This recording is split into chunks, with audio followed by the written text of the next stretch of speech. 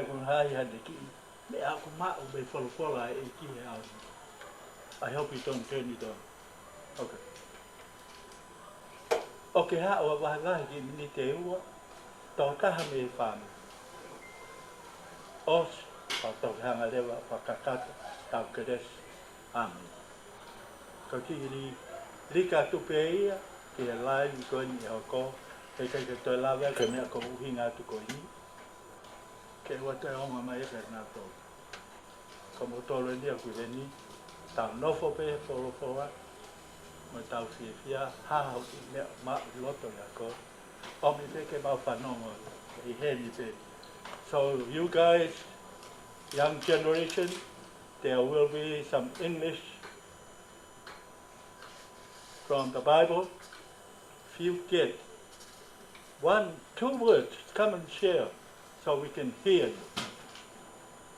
What touches you in your heart as a family? Bring it up. 1 minute, 2 minutes, enough. But each from a family. Not everybody hange ka tau fupo manat mai. Mahalo pe ko hinga pisi anu fahinga wo mai mama. Hange ko la pulo mai tong. We need to hear those. Hange ka ka folau I Amerika. Ko mau tu ko ke mo me ai pe. O folau atu ka Amerika ia he apu le lulu. Soan muy Vain and Maria. And I'll be here with you guys for a few days. I'll be talking about the piha. Go free. I'll be to be aware to be alu me ko soon the America. Of our kamuto, ko le be ko mau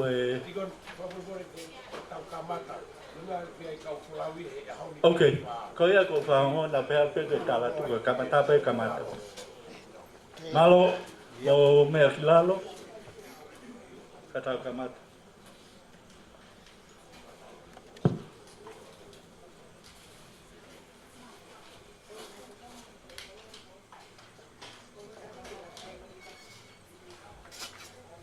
Famili,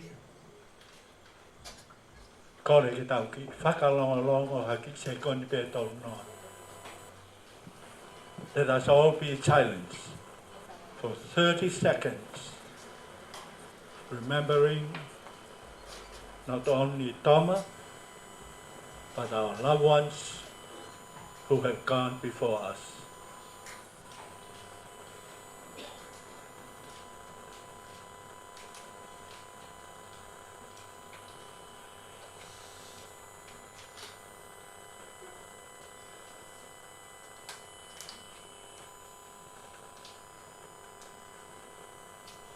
Malo,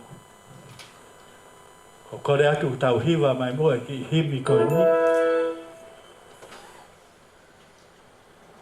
Ko himi manako kia kuloto tene wha kai family reunion koe ni. Ono taha wha, vesi pe e tolu ke tau hiwa ai. Lotu no, pa hoko lewa ke tau whorofo. Ono taha wha, o tau kei mo ui mo whemata, whakawheta I ho tau malu I, e tamai whakalangi. O tau kei mo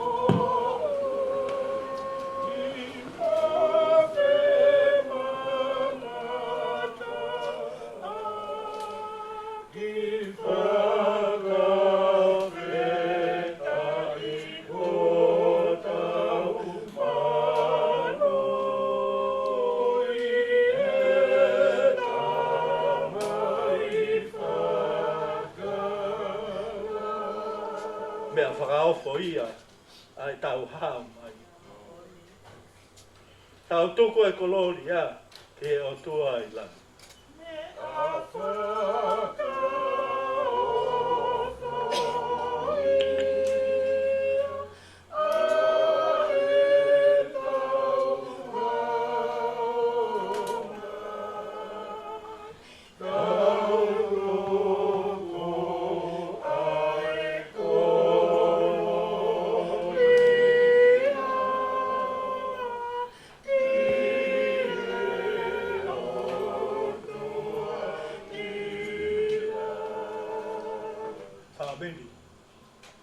tau tolu e Toma ke tau Fakaosi mai. Ko vesi Fakaosi ia. Tau fua kolosi pe e kai fiwa fai. Ka launi o kuha me he tau lova pikia. Tau fua kolosi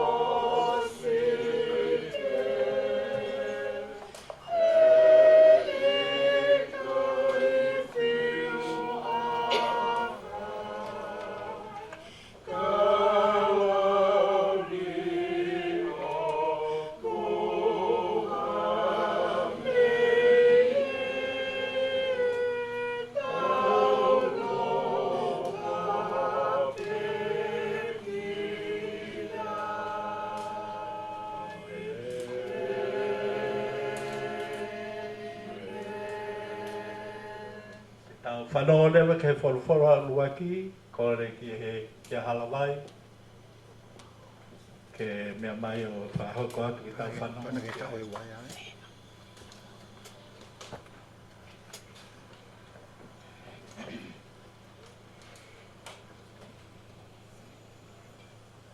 Ko e wholwhora lama ke tau tolu he ho atani o kuhai he tohi ai.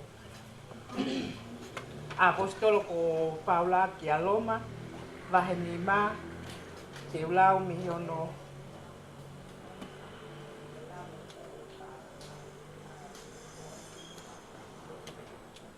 Te ulau pe me ngahi besi pe o ku aseni nai omi e he te koni. Ai aku pehe ahono lau. Ko e whakalele ai o tua mo ki tau tolu, ko e uhi ko e tau tui, pe au ku tau wālelei eni mo e o tua ko e uhi ko ho tau e iki ko sisu kalaisi. Ko sisu kalaisi pe na ani whakaau ki tau tolu, ki he ofa tu unga ako eni o ku tau iai, pe a ikai ngata ai, ka o ku tau toi whakatua meri e foki, ki ha atau inasi he langi langi o e o tua. Pea naa mo e ngahi whaingataa o ku tau whekuki mo ia, o ku tau tari lelei. He koe fua foki o e tau whekuki, koe whaakātaki. Pea koe fua o e whaakātaki, koe mo ui mau luta. Pea koe fua o e mo ui mau luta, koe toi tupulaki ai pe, tu ameri e foki, o ku kawai mo e tau ilo pau, e kai tuku ehe o tua, ke iku lau noa e tau whanonga o ku whai. He kuone osi poaki mai, ai lau maari e mā oni, pia kua whonu mahu o huai, ko tau loto he ene o wha. Na e pekia a kalaisi ma a tau tolu, o ku tau lolotonga e whihia he angahala. Pia whakawhiri ki he otua, na a mohataha. Na a mohataha whai totonu, e ikai ke te whie mate kita maana. Pea auai pe ki hataha ofa, osi ange ia, na e lolotonga pe e tau kei angahala, ko pe kia a kalaisi ma a tau tolu. Amen. Amen. Okay, let's on Fakaosi. You kids, don't worry. We just want to talk in tongue because of the shortage of time people will leave. Margareta, corretto che me mai mo lau e le son Fakaosi. Me gospeliazione va a fa.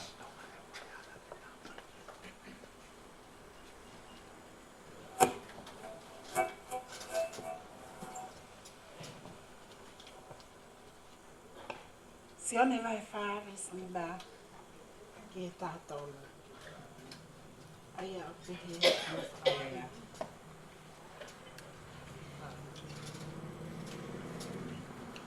Pea nea o tuai ki e kolo ko saika, ko e kolo o ofi atu ki he konga kere kere o sia sifa. Aina e oange mo ona e he ene tamai e se kope. Na e kei tu uai hawai tupu na e keri e se kope. Pea kua ngosia au pito a si isu he whanonga. O ne ta utu i fwai pe he ve vai tupu. Na e whiunga eni o ko a tā maali e. Pea kua o ne kaua ko o kumi mea tokoni ki he kolo. Pea lolotonga e ni ko hau ha fefini samelia ke utuvai. Pea le ange a sisu ki ai. O mi ange ha ako ino. Pea pehe ange e fefine. Koe siu koe.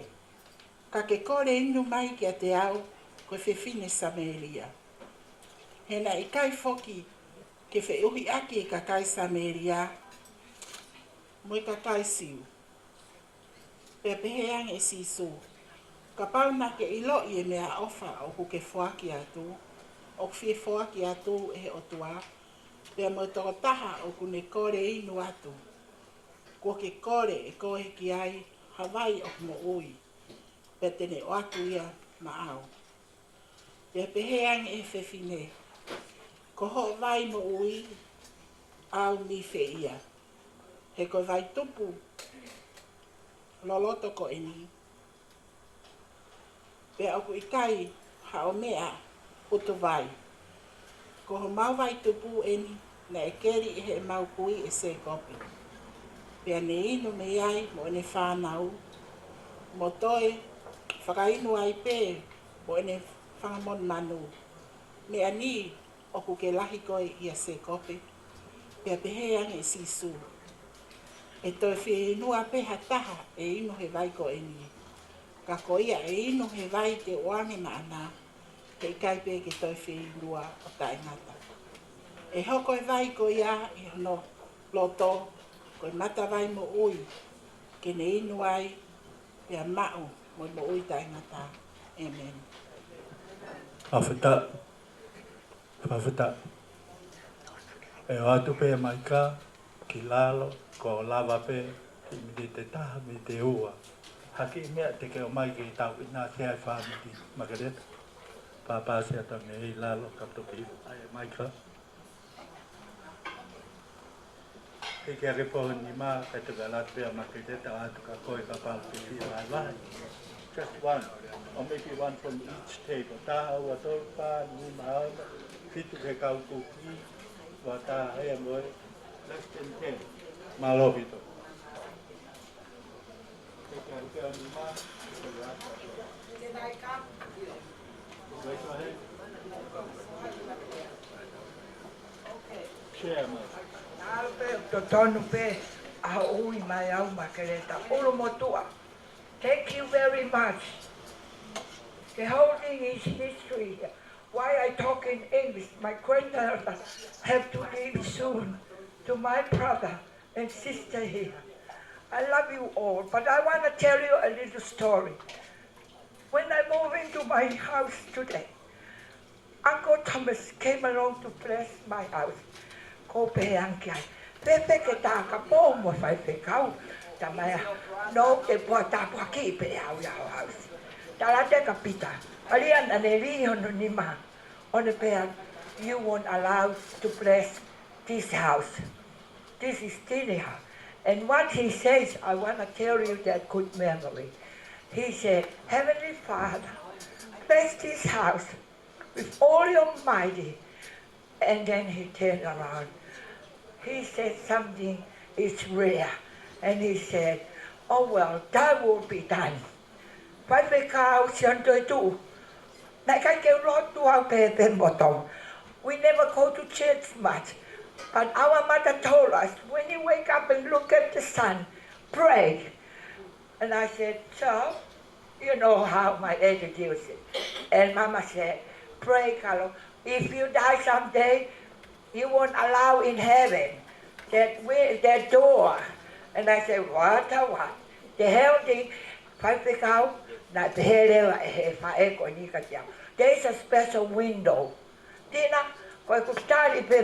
Oh, I love to climb. I love climbing. And here I am looking at my brother. Deacon, thank you very much, you know. Yeah, and that's it. Yeah. Yeah. All of you laugh. Pasi kakalo, malo pito. Yes. Ako atu hika atatu, kia lai wa. Ko tawo mai, ko share he ongo re rei mai wholofola. Hawa kalo ia, e lai ni ata. Kai ke, ai peke tau fia. Next. Ko se te pete kani. Thank you, thank you. So,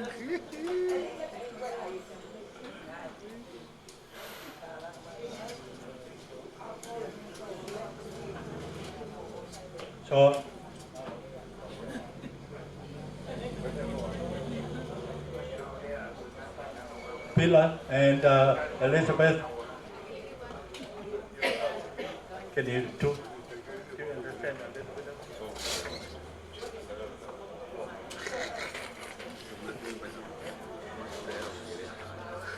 Good afternoon, everyone. Po mole mole pe de le whakapaparang pe na whai pe na le ha mea koe pala pe ke fu sai le whakatonga fula he no for South Island.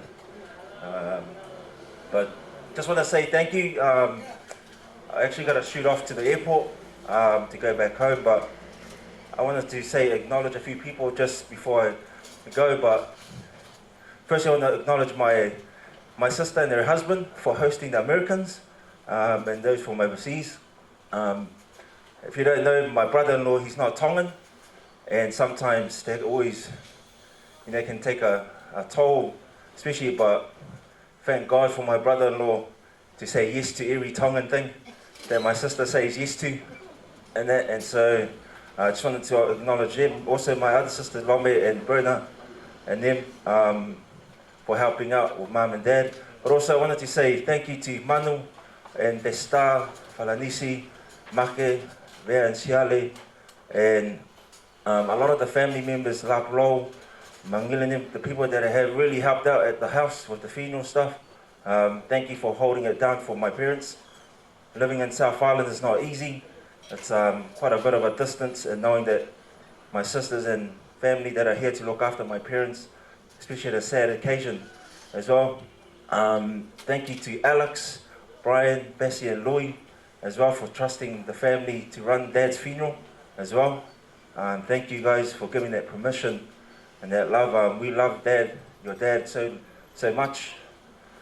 He gave us the opportunity when we moved from Tonga, from South Auckland to West Auckland, and stayed at Rara Village as well. So love you guys, Louis, Bess, Alex, and Brian as well. So thank you to the sisters, the siblings, the Americans, Sunshine, Merieni, Australian. Just nice to see everyone. It's beautiful to see you guys. I love you too, Sunshine.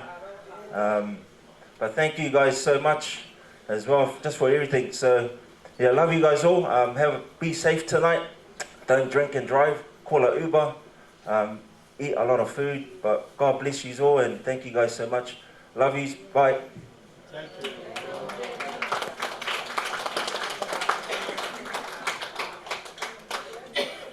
Ki whanau a Fakaosi, ke mo ki plaka mai peke ke tau.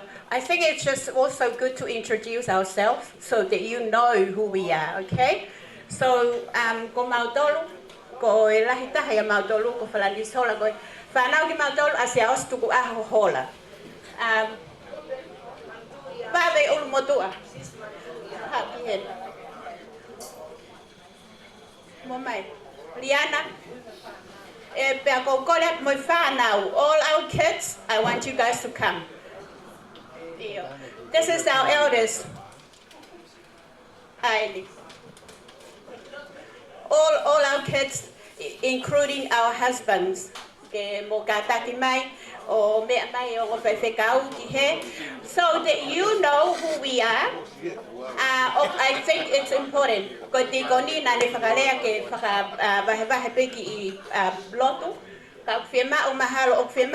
Family, you need to know who we are, and we need to know who you guys are. Okay? So, okay.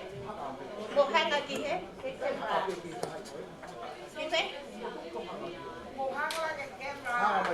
hanga pe ki fa ke ma ka to o ia io kai hanga be tonga me hori si a pe ki hori tu me hori si o mai nga ke ma ko to so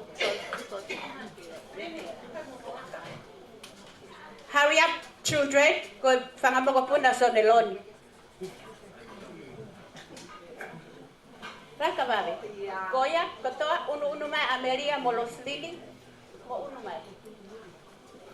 Kato ah. Ha. Iyo sai pe ya. Ai ai le mau tole ke mau os. Ha u fanisi o tu u. Laka. Okay. Mo ka tak whakamore more. Ko ki he. Ko mau mehektanga. This is one of our mehektanga. Kana she was more raised up at home by her parents. Auntie Marianne, pe kuya pe matoluya ko sister lahitaha. Ya mautol. So she treats us instead of her as a mehektanga as a children. Que oku tunga ane pe ka paranisi pe te hila pe lui pe tu po mo wa moriana ko fanga te hina. Ko mautol weni malo apito o stame ul motu ake fe mo mawo no kilan. He uktoki. Ko yai ko whanau gato ai o te kai o kai ke mau kakato ka mau toko nima ai whanau a siaos tuku aho hola. Toko no aki e. Ko ia pe malo pe ha me malo.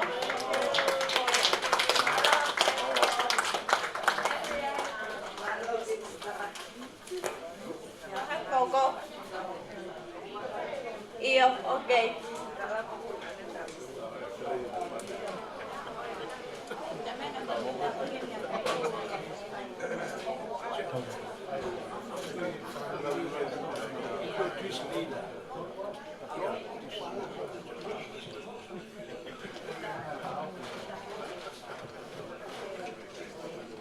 Ko le whamon at Famili. O ku mahalo o kai ke sai a moa we me koe. Ke si ta ofi ai rea. Ko mai tonga la mari o tau fi. Kai tuku ai me ai na tala tu ke fai ai. Ko whaka o maha ko no ui tonu pe. Angai tonga o mai. Ko hinga ke nau si o mai e whanau mo poi o pe. Lava pe ha ki Famili tolu pe wha. O a mo si tau fi. Kai ko mea tonga nia ko hapita tala mai ko tapu aki. Ko mahu inga e tau reunion ko. Papa kai te lawe ta. Ka pe ka Fakaosi a toi leo. Ai uhinga e kui mu ani pita. Pamore more atu. Kwe rea ka palangi e pehe. When the in-laws are good, the family will be good. That's it. Na ku fili ai in-laws. Me Williami, ki Amerika, ko Losalini. Kia te au, ko Siriria ki Arizona. Kia Soane, ko Nest. Kia Mui, ko Vain. Kia Pita, ko Halawai. Falanisi, ko Nest. Talake Folofola. Ko mama luta anga e Famili. When the in-laws are good, I know the family will be wonderful.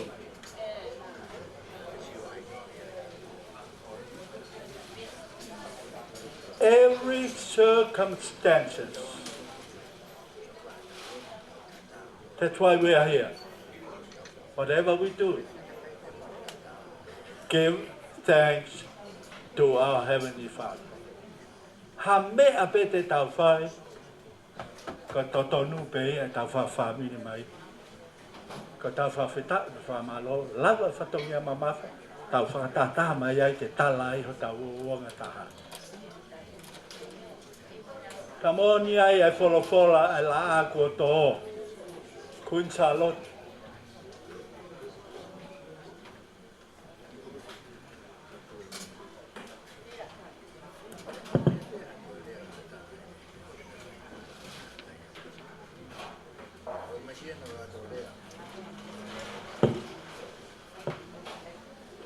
Ko i tau masiva i lo. Whai ai mo vete ai nofo ai Famili. Ka waa moa ki whainga maria ko ni ma mui, toka ngā kia, malo.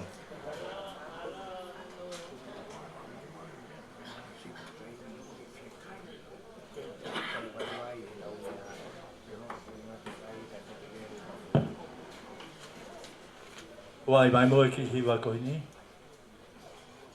O kui aki whanua, tu he o se ni ko tonga ki tau tō. Ka. O.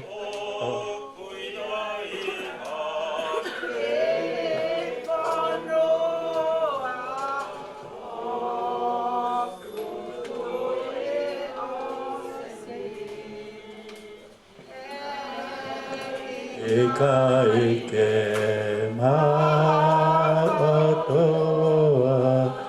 na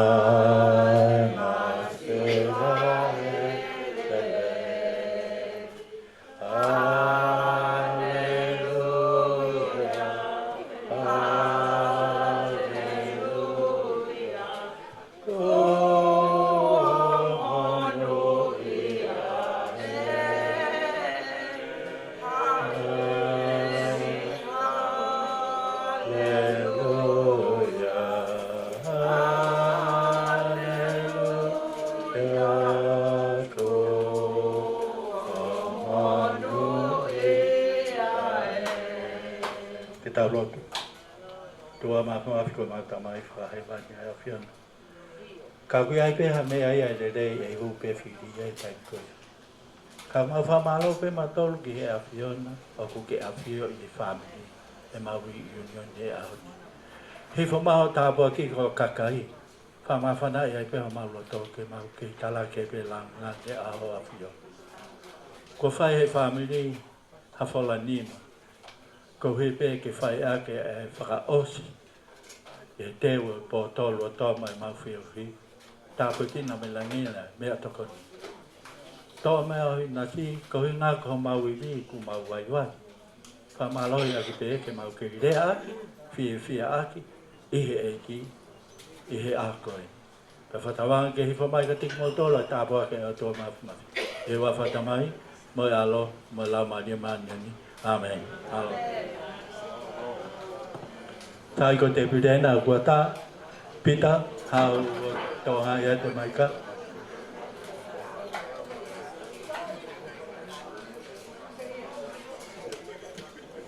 Palo, Famili. O ko taimi ko kore ate ko taimi ko fai e tau whiohi. E pau ke introduce ke whanau hene atere ko whanau ahai. To fai e tau introduce e taimi ko te tau mau mea tokoni ai. Ka ko iwi ko whakamari e ko ni ke u. Kore ke whakau ria mitaka pau tolo ke tāpu ki e mea tokoni. O stapu i ko. Ok, tā kua lawa. Ko e te pirena ata. Mo ati ai pa lotonga pe mau mea tokoni pa o mai o introduce. Ko hai koe e ilo he Famili. Si unga ki tau whilonga ki ai he pia koni. Ata te pire mea te kau whakau. Nā siri ka pehe ka tere. Kau mai. Kau pire mosma te pire. Paro abito tikon. Paro.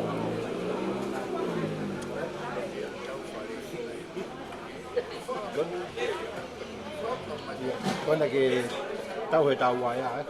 Oh, azam.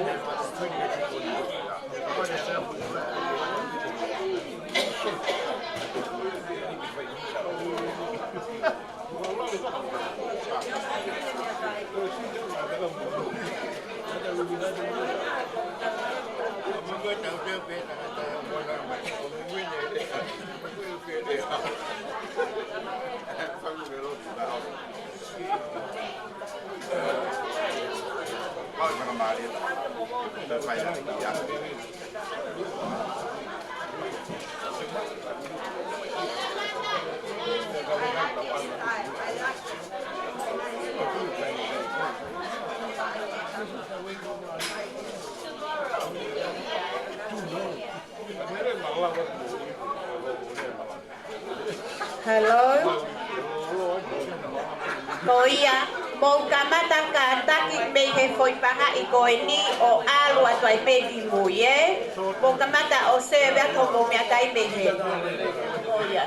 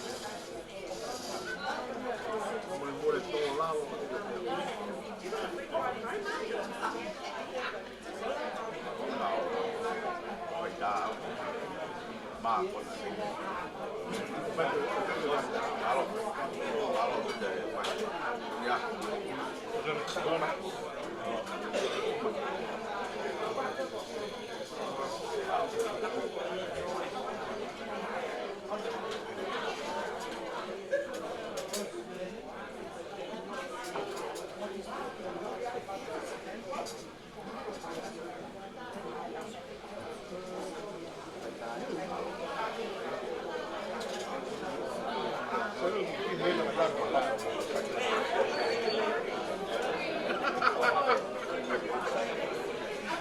gonna have one boy.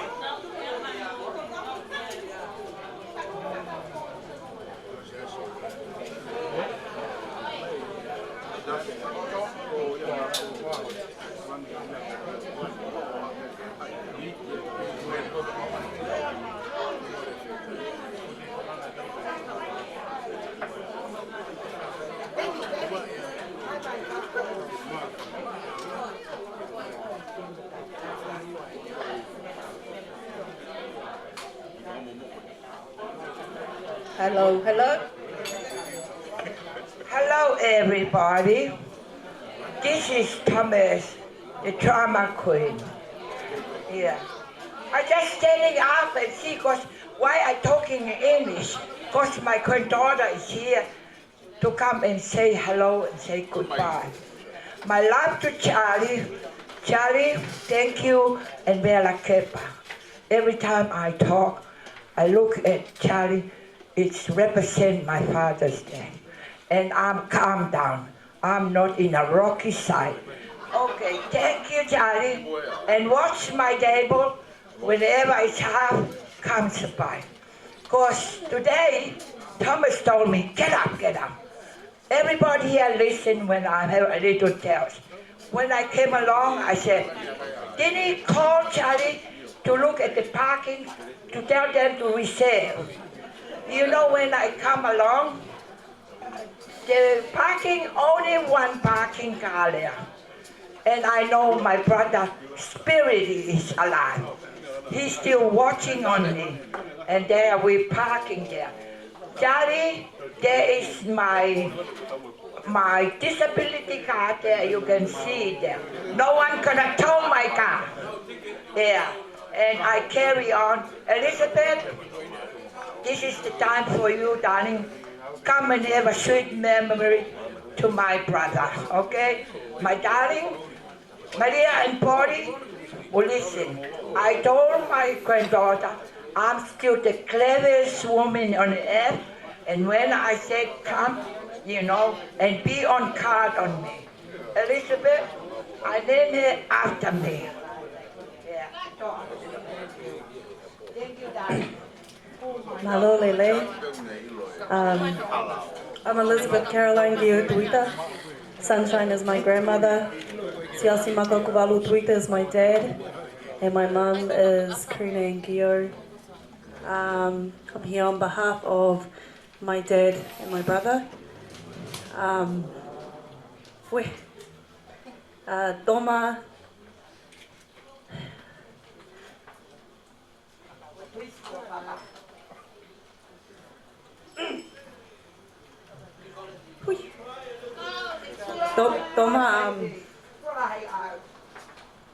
Toma had raised me and my brother. In the absence of my dad, and while Galo was in America, Toma took me and my brother to church. Toma brought me and my brother to family functions. If it wasn't for Toma, then me and my brother, we wouldn't have met a lot of our family. Our Tongan culture and our Tongan family is a big part of our identity. Every time we come through to Auckland, I stop in and see Toma, Bessie, Brian, Alex.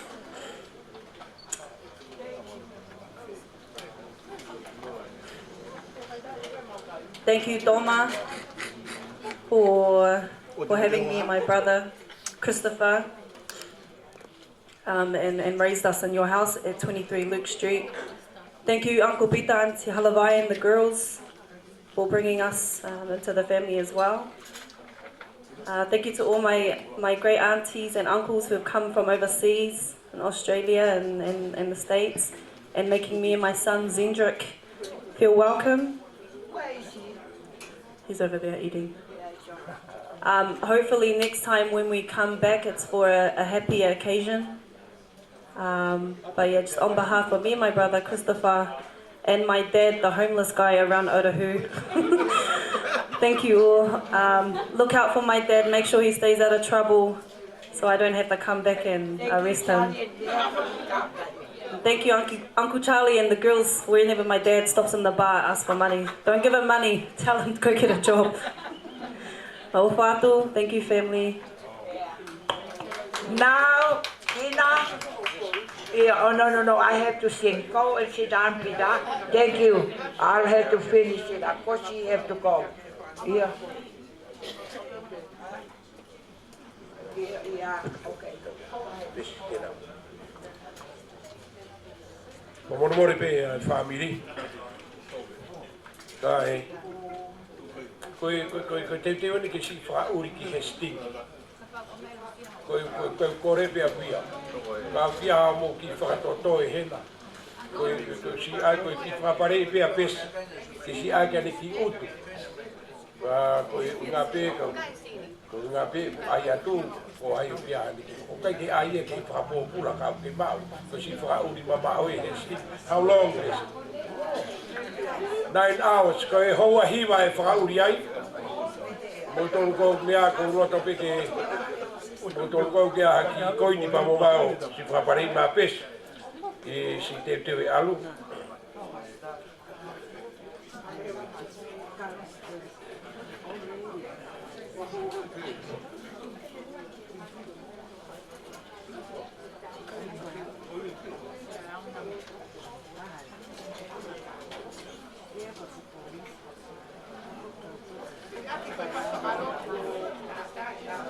O e whakauri e whai he hoa hiwa. Ko si whai pulau mai e, pia mi he ke si whonoa ke sting 9 hours. Ko e koloa pe hane ti utu. Si whai he whonoa. Kore atu tātā mā ki pas whalotu si are whamorimore. Wā, pate mea rea ia. Thank you, Malo si ofa. Si whai mamau. Ki tahine fi Famili. Malo. Mewa, Malo. Sai, mamalo at Famili. Koe angai ai tau. Fio fo ofani. Ko tau ki whana wenu alo polisi. Ko si atu koe ke si utu ka kone ki tama. Na kononga e hala. Palo si ne whunonga mamao. Oa hiwa. E ne whauri mai. Okay, Elizabeth. Thank you. Put it over there. Toma. Put it over there. Palo. Okay. Paro. Tapu pe mo e o tua maaf. O kune awhio tau lotonga. O tapu atu ki e kau whaikau. Tapu atu ki a Maria ka maa pōi. O tapu atu ki e ti koni. Ka peke toi ngai Famili. Ka tā mua mo e motoa koe ni ki whaipea ha whaholo ilo. Tau lau kotoa pe mea kotoa pe tau whanonga. Ko taimi kou hoko mai ai ai whaikata. Pea hoko mai ai e ngai whakatutu Famili. Pe tau si whiri rewa. E anga whewhe e ne maa. Ka tau ilo whapapau koe o tua ne tataki e tau whanonga. Ko e whiawhia ka koha whiawhia. Ai tīkoni ka umasi kau whulau. Ka uike whenau moaki pa muki mautonu ai Famili. Moni le tau o mai pe ki tau tonu uhinga e tau whiohi. Moi whatahataha. Ko e ui maa mo maoni o ne au tua ki a mo se tari. Ka uhingo i tau lawe i he tāpua. Pea ina sia i he tau whankilo to whare. Ki tau o maa whelongo aki. Pea kai ngā tai u tau o mai pe o kore ki a Bea la kepa ka u maa sia Hola. Pea mohono whare ki tau whataha Fakafamili mai ki ai. Ka koe hui koe whainga maari e kotoa pe u tau tala pe ai mbalo koe whakata ki he o tua. Ka koe hui koe ngu whakahoha. Ko ki motolu kou mi heni. E kai ke u whakahoko atu. Ka ki motolu whainga maari e. Ke umo maa o whakahoko. O ke hau mi whee. Ko whee mea o ke tupu mi ai. Oi. Me fai ai e tau whilongaki. Ko whiawhia ke whilongaki. Moi whanau a telehense nuk nau hen. Mau inga au pito ke mo mai o talatu. O ki mau tolu e ni koe whanau ki matolu a mea. Ka ulawa rewa ki tau whima hino aki. I he po i e whiafi koe ni. Pea kou whamalo ai. Koe o maari e koe ni e kou tuku peke ata.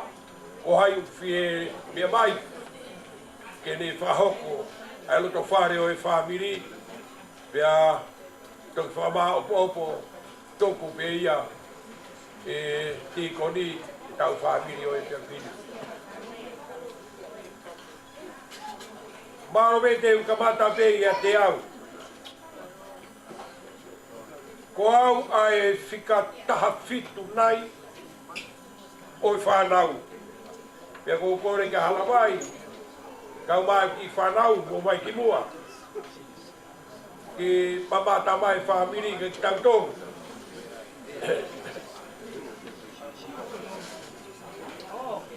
Sarobe, halawai.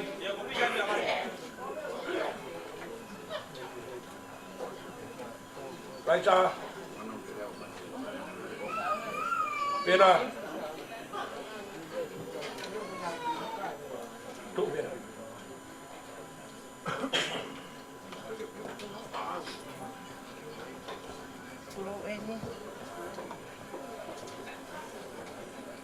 O kuma toko wha fe fini.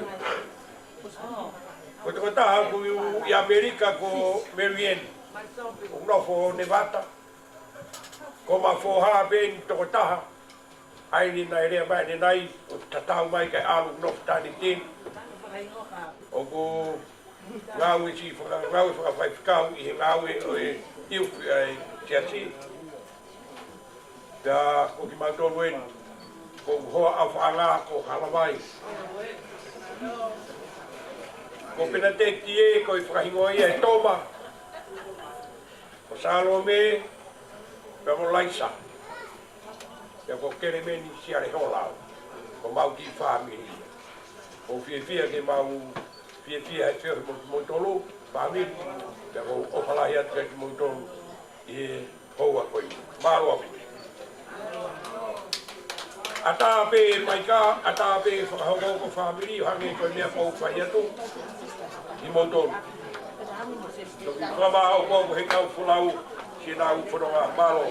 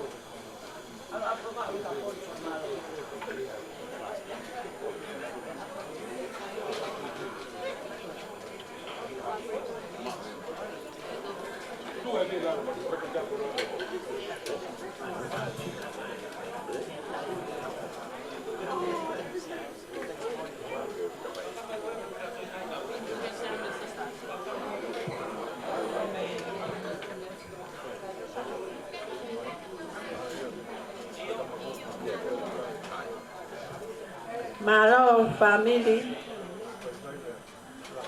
O whiwhia e mau e whainga maari e hoa koe ni hange koe tala mai whai he tunga ane. Kau whakahoko atu a hoku hingoa. Ko hoku hingoa ko Maria Merino Hola tupo. Mau hoa ki niwa fo o. Pea o ko whiwhia lahi a pito. I he maulawe mai o mau whakataha e mo Famili, mau whae Famili e mau tamai moki mo toro no kotoa pe e kai ke ulawa ke whakalau hingoa na toha taha. Pako ofa lahi ato a pito ka teki mo toro he whakamata vela mo whai he aho e o tau whakataha mai hai ko ui maa mo maa nioni ai o tua kasi tamai o eki ko to Moses e tari Toma akino Hola. Whatawange he aha o tau mā vai ai ka mō nofo mo eiki ka mau whanonga atu mo eiki he ofa tātai a Fiona. Whamaro ke sikau kuki koto a pē ka ke whalau hingoa mo whakamata pēwa he aha koe. Pa pēa whamaro e ni ka seare hola ka uma no hoa a vea he whakanga maari ei Hona whare koe ni ki e whai ki ai e tau whakatata Famili Fakaosi e tau ngā ue ko hui koe whaka manatu pekisi Toma akino. O whalahi atu au pito ka teki mō tolu tua o Fakaeiki atu ngata rea.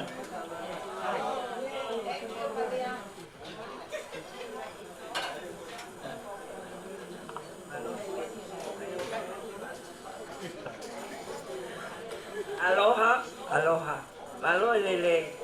Na si fa o te ulea time no pe.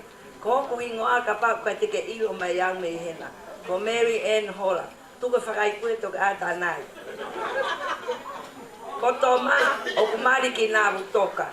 Pea ko au o ko kumari ki na butoka. Ko alanga ma pe ka toanga whanau. Tala mai ea. Malo e o ngai na butoka. Mau pea ka kipro. Ko koe pena ke hao take ka koe Famili pe ia taha. O mamari ke ai mo Toma. Ka koe pe toa ngai na butoka au. Angi pe ko Toma pe ke ngai na butoka ia. Angai whare vai au. Ko ofa lahi atu hen ke Famili ko toa. Whatu te.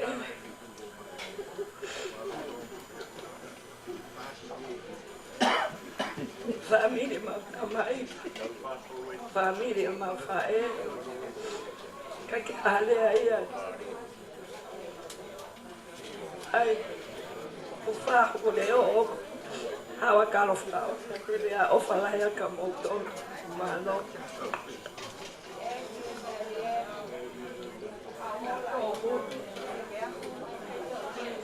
Vai, Lea. Lea, mama. Alo, al pego le fa malo. Ha ka buke pego. Ha, ofa, tu pe. Hello.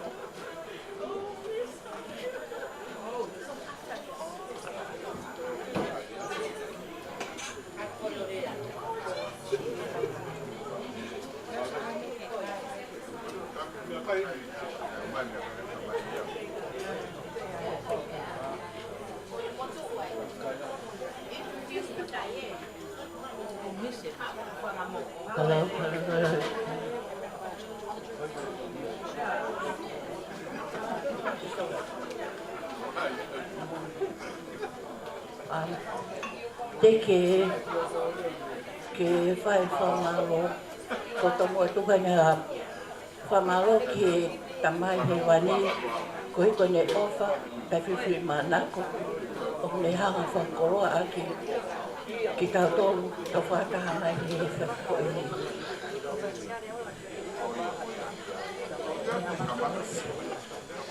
ko tomo whamaro ko hiko whakatu wani ko hui ko whatongia o lau hanga whakoroa aki whakawhi whamaro e ni ke ngahi hoa o whatunga ne nau ngahi ofa whai nasa ki tau tolu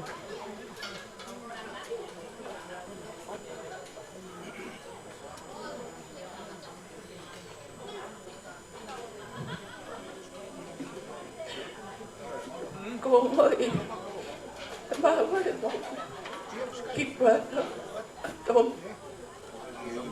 ko ia lahi inu filani tapi he kapito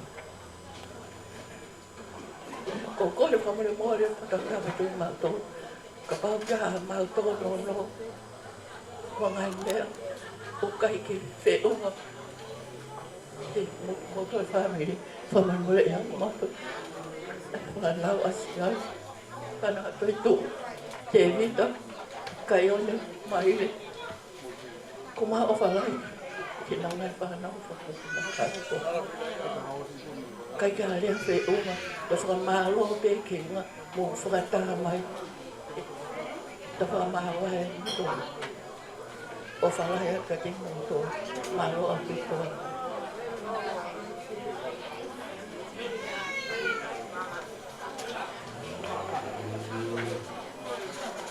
Malo bori. Famili. Ata pe ke mo mai o whahoko ki mo tolu ki tau whenau waki. O whanau. O e tari eni a... O tere asi. O whohoi o tere. Ire a, tanki kua ke ka.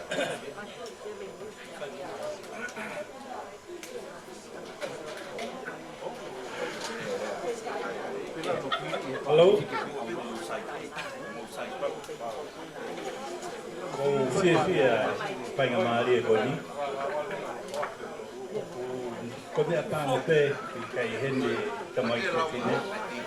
Ko toki kuueni o whai a rea i a hoi. Ko iai e ko whamalo atu ka i mautolu. No tāritagi rei ki mautolu. O ku hanga e pita mo mea o uia ki. Ia o ku ingoa tonga. Ka kōku ingoa I tōku tohi tau, koe Silvet, Andreas, Hansen. Koe ai, o koe ke uhi ngoa tonga. Koe nai Fakaosi o te, ai Andreasi e Andreas. Koe ai, ko whamalo atu, ka ki mautoro katoa.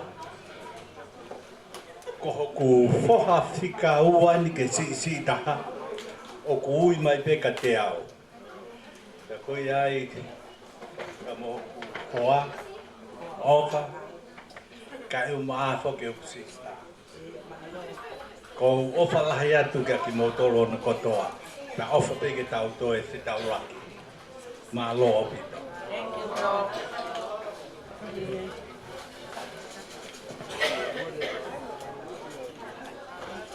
Sorry, man.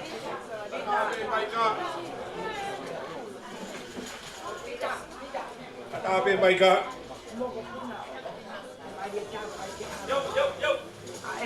Oi, tamate lagi. Ya, tamate lagi. Tamate lagi. Manu. Ko le peke o whangape tau whatapu. Au whakatapu koto pena e kamatake tau whio ianga e whiatukoi. Pea kore mo ke whangape e tau whakatapu koia. Ka koe whahoko atu e nia. Katake o te motolongoa. Mo ki whakalongolongo. Oia. Koe tangai whakau. O kuia e fo I toko tolu. He mau komiti. O ko ai ke o mai ko uhinga ko e foi toko tolu ko ni ko ulu aki ko risiate takapau tolu ko uhi pena hanga e Toma si o foa ki atonga ki fai mari ko ni ulu aki ya ko ko e fika wa ko na hagos Koe hoa o whaanga koe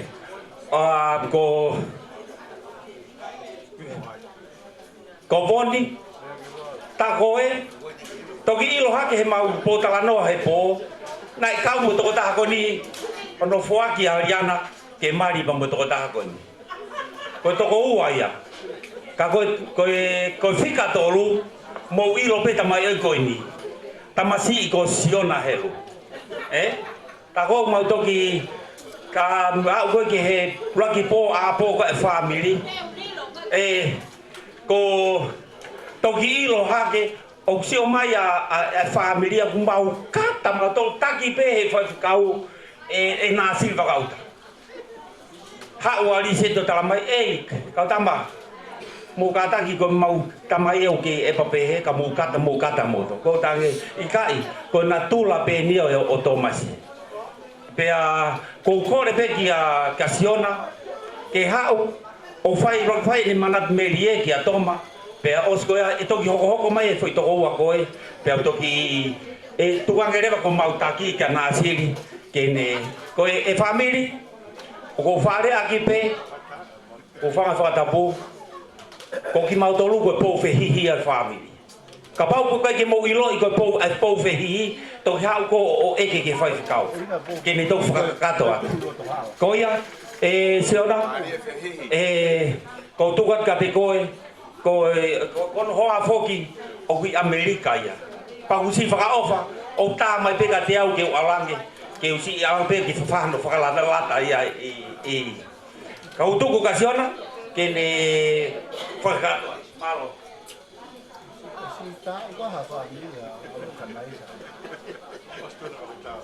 sai tuma tu peha whawhetai ke tui o langi tampo whakitau ya tampo ya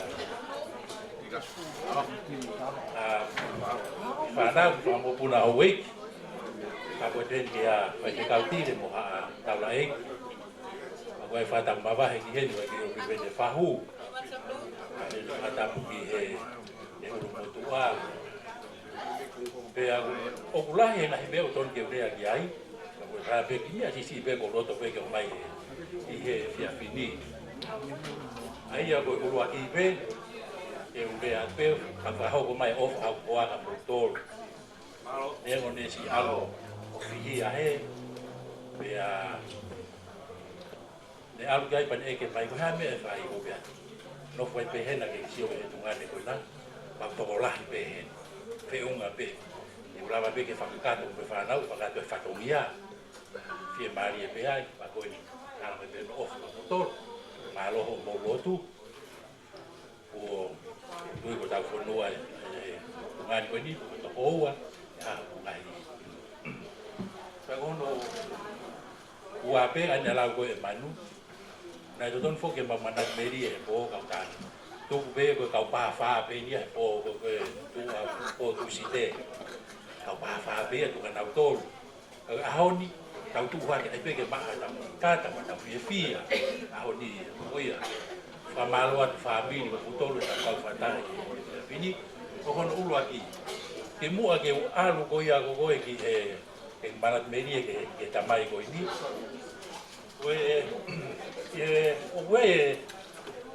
e mautara no ko he po o ko e komit fo o fa no ko ko le ten ke ha hola ko o kala ni usila ni o fa no mo mai o ko e komit fo ko ta la sit fo ayo ko mau pure ko taki ai na fare manu ko to ke ta na siri baka uta o te mo to mai pe mai kai e whaka hoka pe ho mo la kana mo pe o te mo to i kai mai tuka te au ko fai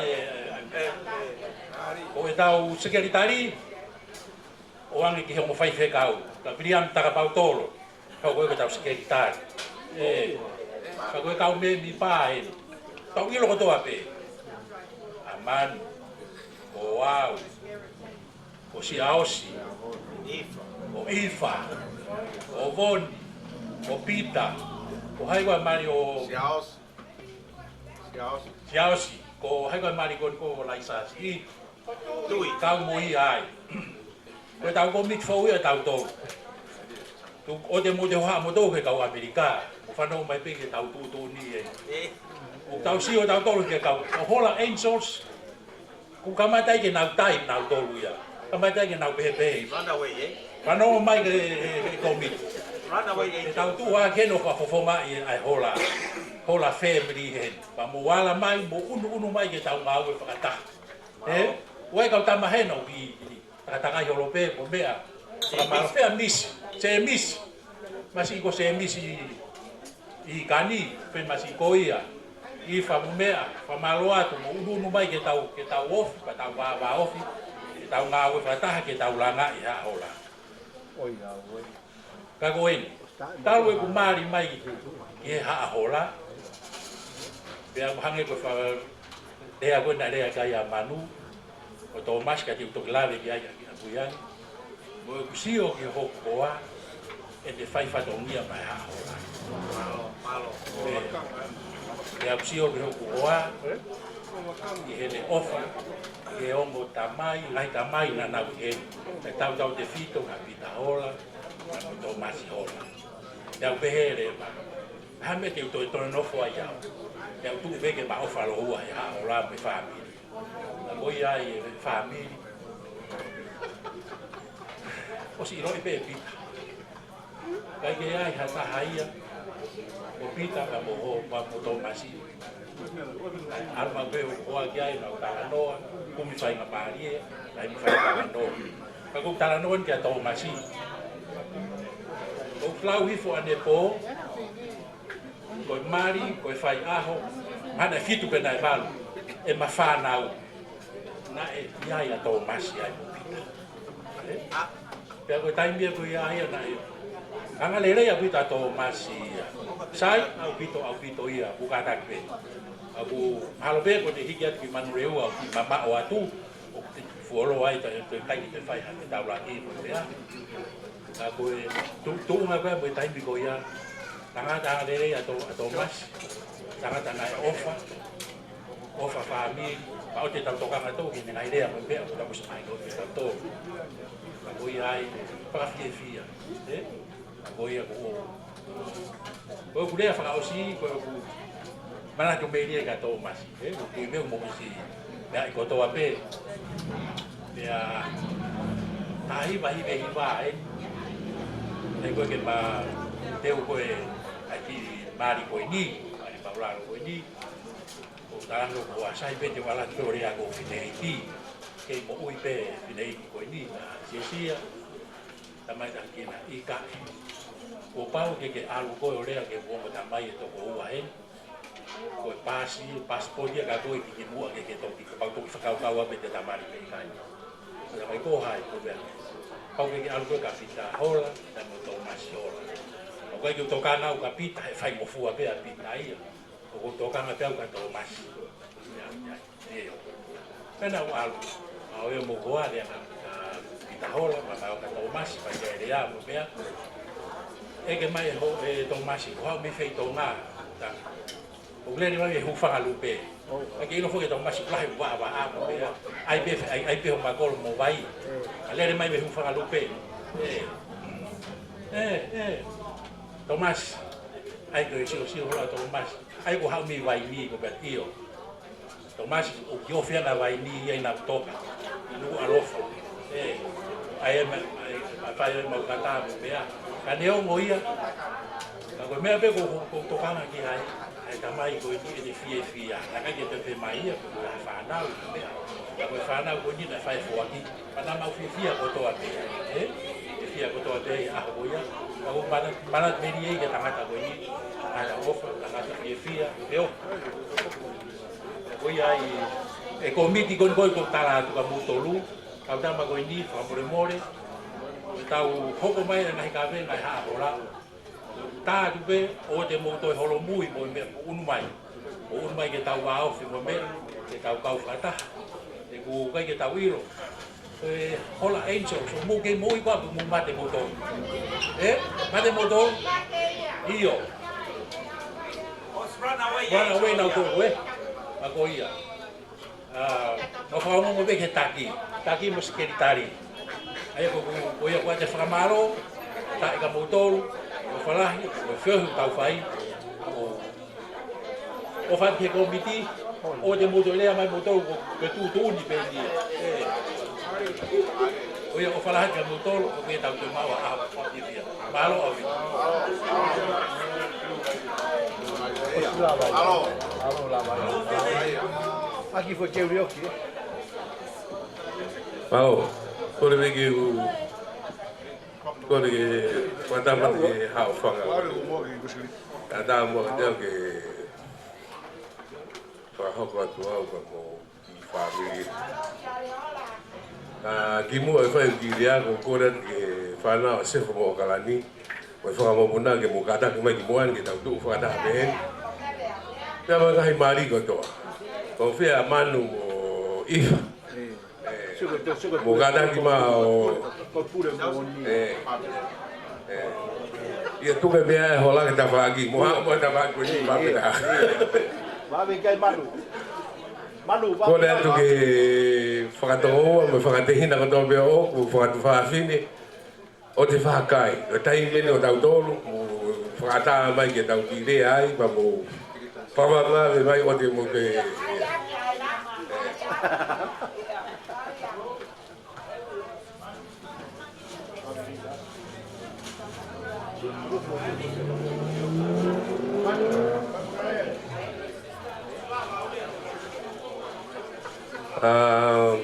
Ko whakahoko pia o whakawhikaua o sefa moka. Ko lahi taha ko Paletina Hola, o Tonga Beia. Ako no mo puna o flinga we are you mate, come here, yeah. Yeah. Come on kids, hurry up man. Como hami fare mai no hami ni golof.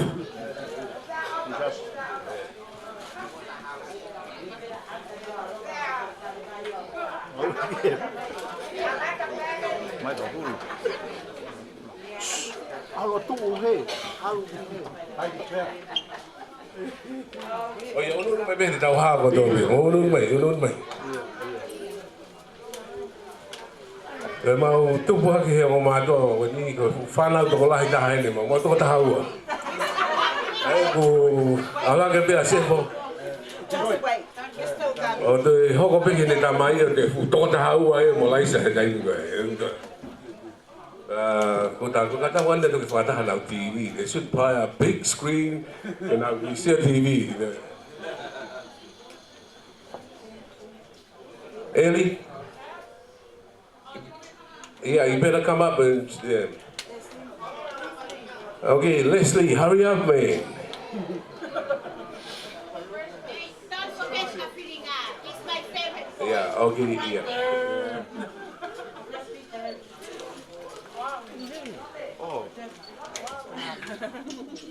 Martha, Claire, hurry up, man. This is our... Heidi?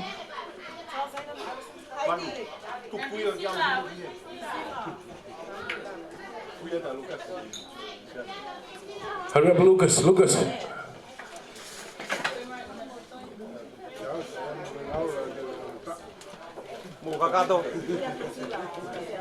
Go fair man. Go in your cameraman. Go cameraman now here. Okay, put the fire. Look at that. Fire. Afam ka kawe. Barbecue lu ada.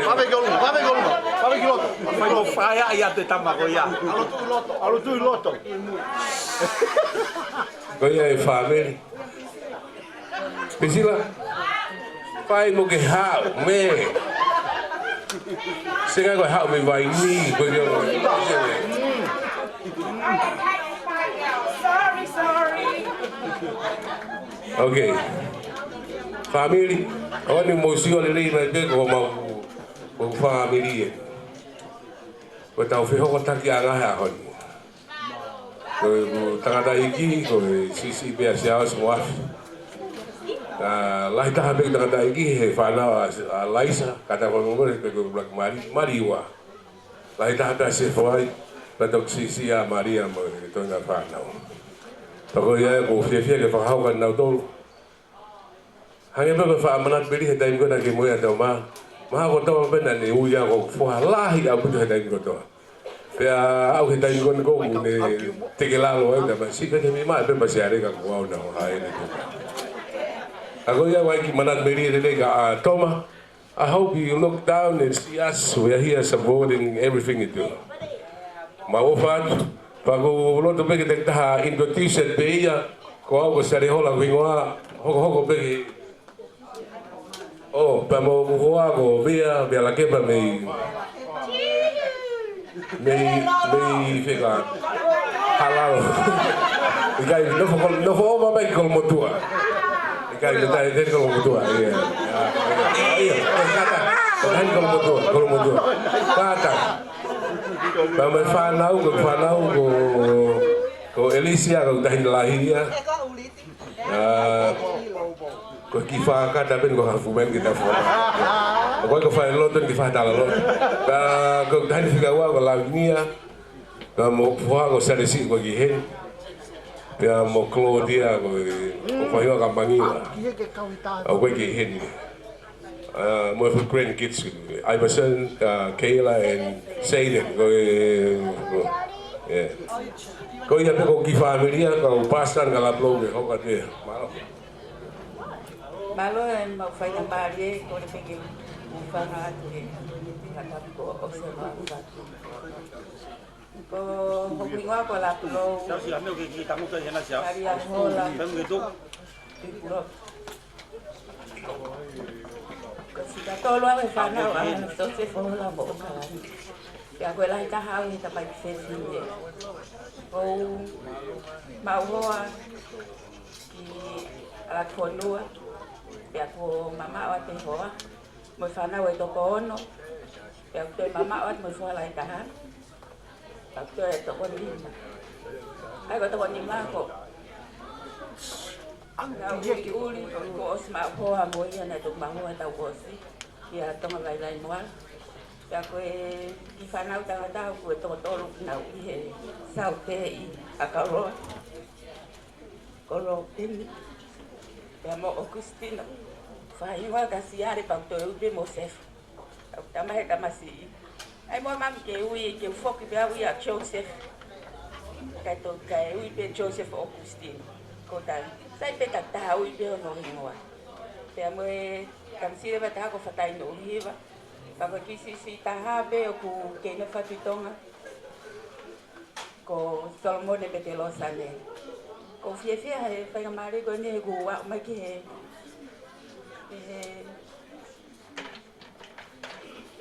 Uto Toma. Te ko whawhetai ke o tua he ku kau mai. Nai ka ke me au si ai. Feo hi e fie mo merino he ako ni. Ka pau nai ka ke lava mai ni Toma. Ko ia ko ata e whalahe ka ti muto ka ko ka fulolo e plea. Malo, pokoknya ko Francis Ramasis Hola amato, ko kuai ko palagi ko saya amato, ko Tu galunga. Tu galunga fok. Tu. Ko sodia.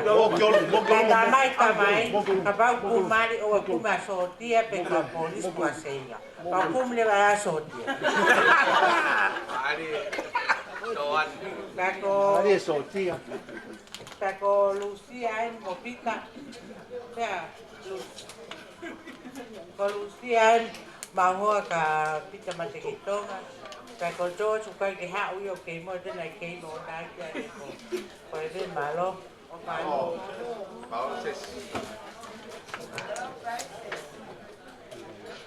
Malo le Famili. Ko kiwa ko Magila Hola kioa. Ko tigani mau he panau aso se ko mo kala ni hola. Ko mau ho ki painto wa ya. I palempio ko le toi mai te o ko a. Mau. Ya ma we panau e to kono. Ko lai ka ha ko ki tai ni ko soana o ki tonga pe. Pe a ho ki kamsi ko Lilian. O kuheni ka ku kai ke ihe ni ai kai ni o ki tamsi ta ko Joseph kai ni ko Catherine ko ki ta hele ko Catherine ya ko ki tamsi ko ta pano kai ke ihe ni ko ta pano ka ma ai ko ma to si ni ko ma na pa ki ma ma I Famili ke hawa pa pio ka ko ka kai ni If you're going to go Famili, I think Uncle Thomas. Bawa apa lah ya kata itu Famili, lalu apa? They will introduce a family. Ngau lau ko to pe na to ka ki hu a ke le wa o fa fonga I ho ku hoa. Ko ku hoa fangai ko Liza. Protesta Liza Faiva Hola. Pe ko hono huspan tie do kulea. Ko man ka fo Faiva. Mei ko lo fo o hala ka dali. Okay, ko ma ke o tamasi lahi ko o to viena Faiva. O ko kai ke hen. Ko ho ko ke ko Josephine Faiva. Pea Fikatolu leva Leslie. Ko magi tahi meu to tahape. Pea Leslie. Pea fe ko to galunga. Ko neo fano ulau ai so se fo fa ngo ki tamai ai fanau ko ni. Ko hoko tete ai tama ko ni. O ko no hingoa ko so ko hingoa ka to ko o se fo o ko ai ko to he tam si ko ni. Ko so se fo filinga hola fai. Ko no hingoa ka to. Pe ko hema o hema pe tam si ko ni hema se fo hema mo. Ka pe o fala hat ka moto ka toa pe ko ko fo mo mo reto e ki I mamo para lolo ade ta e a ko ki manat mele a ka Toma ki fo no a bit ko me ma fa ko fitaula ki pe mo Toma ko fitaula pe mo Toma fe ha ka manu uri pe mai pa be ta io manuliena o pe he ma fe ma mo tamai ko ni kana o ko mea ko whakatonga I a Caroline pe mo Toma. O kai ke ita ia fuoloa. O spe hoa taha ko o se na itana. Caroline ko kore whamore moe atu. Ka pau pena ke e lawa o whakakato atu. Ko hui ko mari o ko whiwhine. Ko kore whamore moe atu ka di moto. Pe ke si Toma. Ko pehe pe mui. Que tanu ai ma Toma pe roxa boloa que os pe mai la ploia ai que os honga we popula I love it e ko ofa uia que Toma pana mo sio be ane aho hange we que fi ma vai Toma pa mo ko ure hi po pe Toma ki ka te fo mo ki fa mama kai to o mai ko wala hi po pe ki ai tala ko fua ko ofa la hi ta mai ko o ko fa mole at kay motol ko fa mata apure pe ko fa sister in laws ko fa mole at kaya ha fo fa tongia ai ka fe hi ai po fe hi ko fa mole at ko ma ngata nga pe of la ya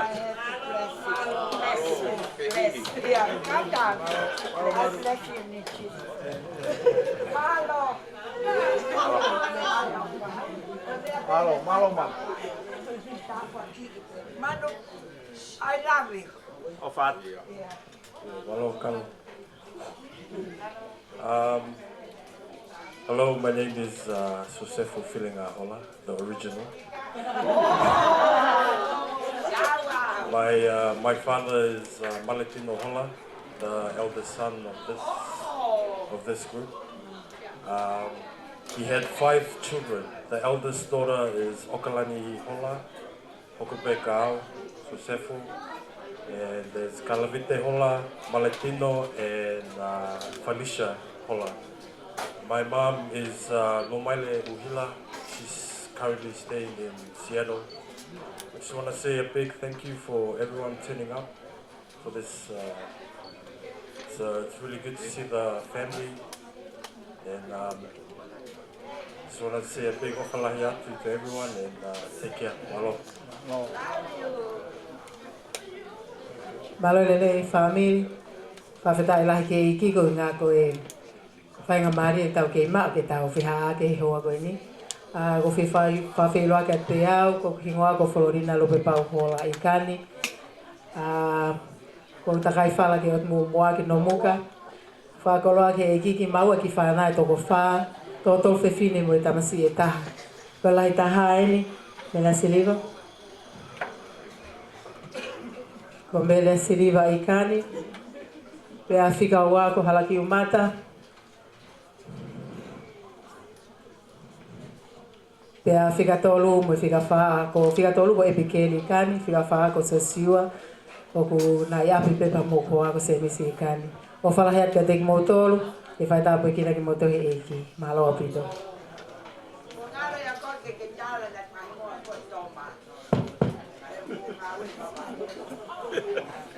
Malo lelei Famili. Koe kuhingoa ko Fritton Hola. Koe whikahanga fulahi e whanau a sefuka mo Wakalani Hola. Tako te whia tui I moia motolu. ke introduce atu ki family. Pako taka fala ki hufanga lupe. Pako bali ko pisila lupe fangpo. Pako maki whanau ko Olivia, me hufanga lupe. Koe taini lahi ko Olivia. Pako Troy, okay, Troy, get up Troy.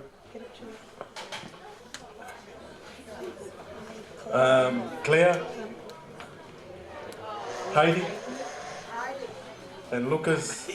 Tamoe magi sisi taha u mahina lima, baby Shania, Shanshan.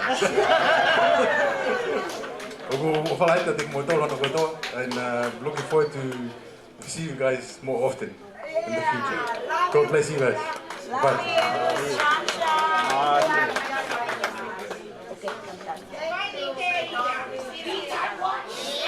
Okay, kada kogi pahawan bego e tonga whanau na tonga. Ai ko Maletino Hola ki tonga pe mo peleta. Pe mo salere mo fono ki moana. Ai ko to pe kada ki Amerika ko pes. Mo do na mo futo ola ko ki malatu ya na mai. Ai ko ia ko whakakata te ma tolu. Ko to ta hawa ia ofan ka mo tolu ka to malo.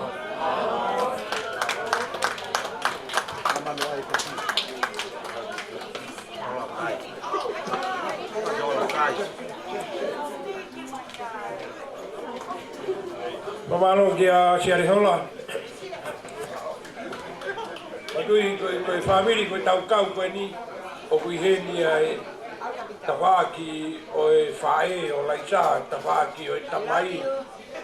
Viene whakatehina heni o siari Hola. Nau heni.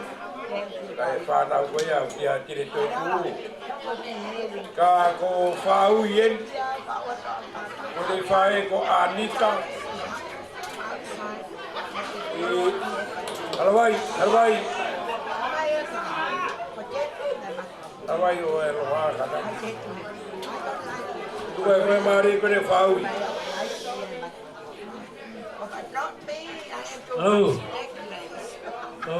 Fia. Mak whainga maari e koe ni. Ia ko hufanga te hufanga. Whakawa. Ko kuhingoa ko kia whaui. Ia ko I heni kia o whawhunga ia ko Famili. Whae ko Anita. O si ia ia Marieta. Laisa, lahi. Ia ko e muka taku pe ko e whanau. Ia e konga mau e ahoi. Ka ko si lava mai pe ke whawhunga atu ma Famili. Ia ko whiawhia lahi au pito e. Ko e tau lava e mea whakahou e ki. Heu tau ilo katoa pe. Ka Famili ka wala. Ka pa mea no katoa e whainga fua pe. Ake tau whalala ki o tua. Pa mo e tau toko lahi. Ko e tau whakataha pe ko wala whainga we. Ko maa e. Ka venga katoa. Kono wingaga. Tako ni lotu. Ka mo e tau whaitaha. Ka ko whiawhia lahi au pito. Na e ko whanau he malanga ki ko nia sione. Pea o ko pau ki he lawa sione na ne pehe. O ko kai whake o whakamaro lahe kei mo tolo hana koto. Ha kongi Amerika. Ka ko Australia mo Toma koen. Si kai ke urau hingo atu. Na whai ka ngala. Hingoa ia. Ka si mamahe ia. Ka te upehe ko whamalo la heke te motoro na motoro. O atu e whamalo e ani, o maire whau. O lava mea whau e ki. O ta wao mani ahoni. E whae e tau Whakalea, whakaha, tau whenua. Pea, whakamawhai. Ka ko fia au picto. Tau hata ma ofe ke ko toro. Ya, kage ko lau ai ba. Ofa pe, tua ke taki tau whenua. Ka fitu ko toa ke ta.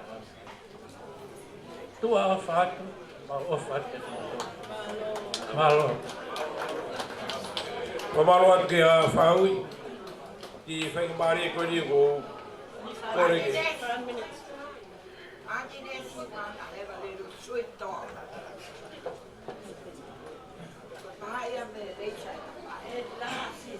Mo kata kira mole pegu.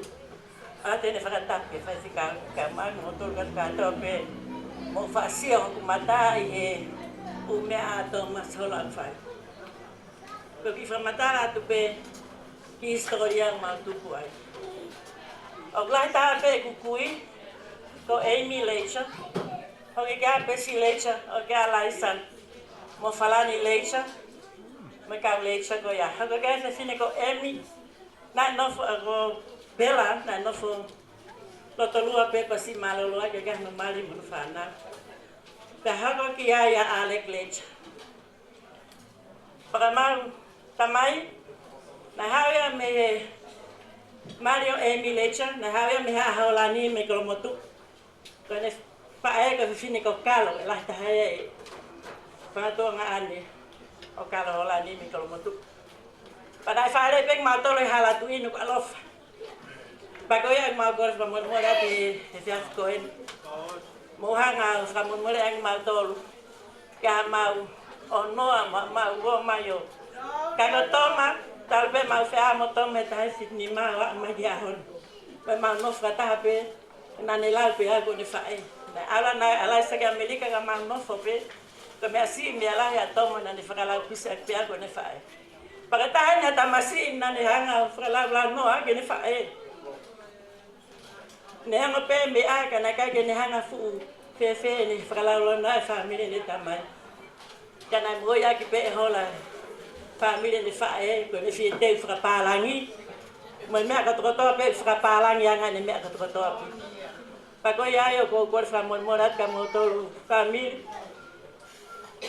e ko asi nga me pe ni ka ma tu puna ma tu pe ko famili ko lo me ma fa ngakui pa ma lo fa ngakuri e fa ngakui pa ha fa ngahingoa ga mangila to mangila ko ikuia alai sa mo me na lai lo salió pe mangila me faso tal magi basilica a fe fine a mo ago ni que cuia lai sa mo me pagoya go mal no pe mal fe fa no ga historia fa matala ka mo fra mon mole ang mo ma tol ka ga me ya te malava te ma al pe ma to ki sipinga Toma ago ka palangi masiva ni na ma tupu ai pagoya mo ko ofa traseka ke ga me ai ma ka ko ofa ta mo ofa si mata si fana Toma va mo hu faki pe mo la sana pilo salia mo tolo katolika si la Maria Toma ko ya tu ofa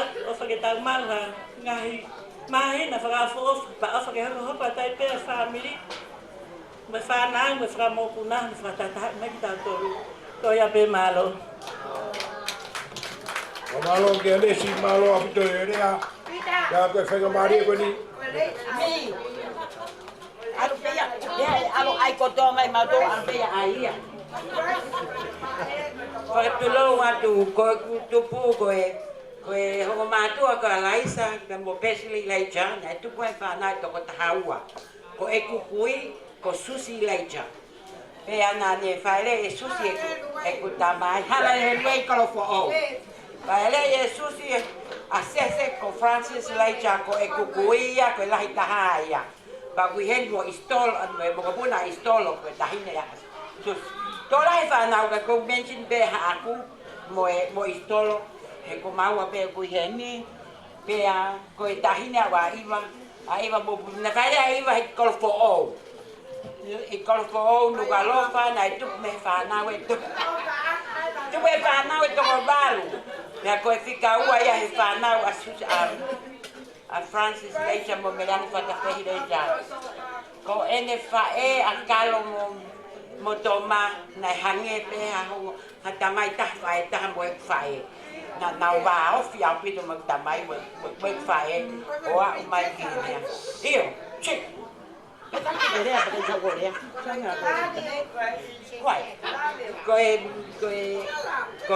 Koe ia pe ko kuiai mo ku whangatunga ane koe lahi taha ko oto nai kau ngā mea mo so se Hola. Oto pa hoko ai a Aleki, Lopeti, Tomasi, kasi pa mo kita masia taha mautoro ko lui ne si malolo no mai waru ko abreva si taha mo mahanga. Ko ela e mahanga si ina vai ka ela te ia ko au ko lahi au ia era ko grace malo ofatu later malo yeah ko fengo mari ko ni o fama fanda e tau fitala loto aqui ka ko kore ki papa Alex ko famke ke hau ai itamasi a Toma ko ta beni ai mea na e kore he motua ke te au. Ko ne si hau ke he kore Tomasi ke ofa he ki tamasi ko si bena e ofa. Pea ko kore peka papa u teu ko kondoa ki nau tō pea ku haa papa u mai ke tatou papa i oe se kapi.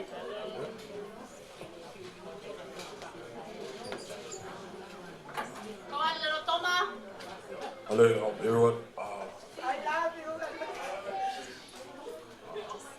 God is good. All the time. Good afternoon to everyone for coming. My name is Alexander Andre Hola. Everyone call me Alex. I'm the youngest son of 4 siblings. I just want to thank you all for coming today to memorize my dad's day.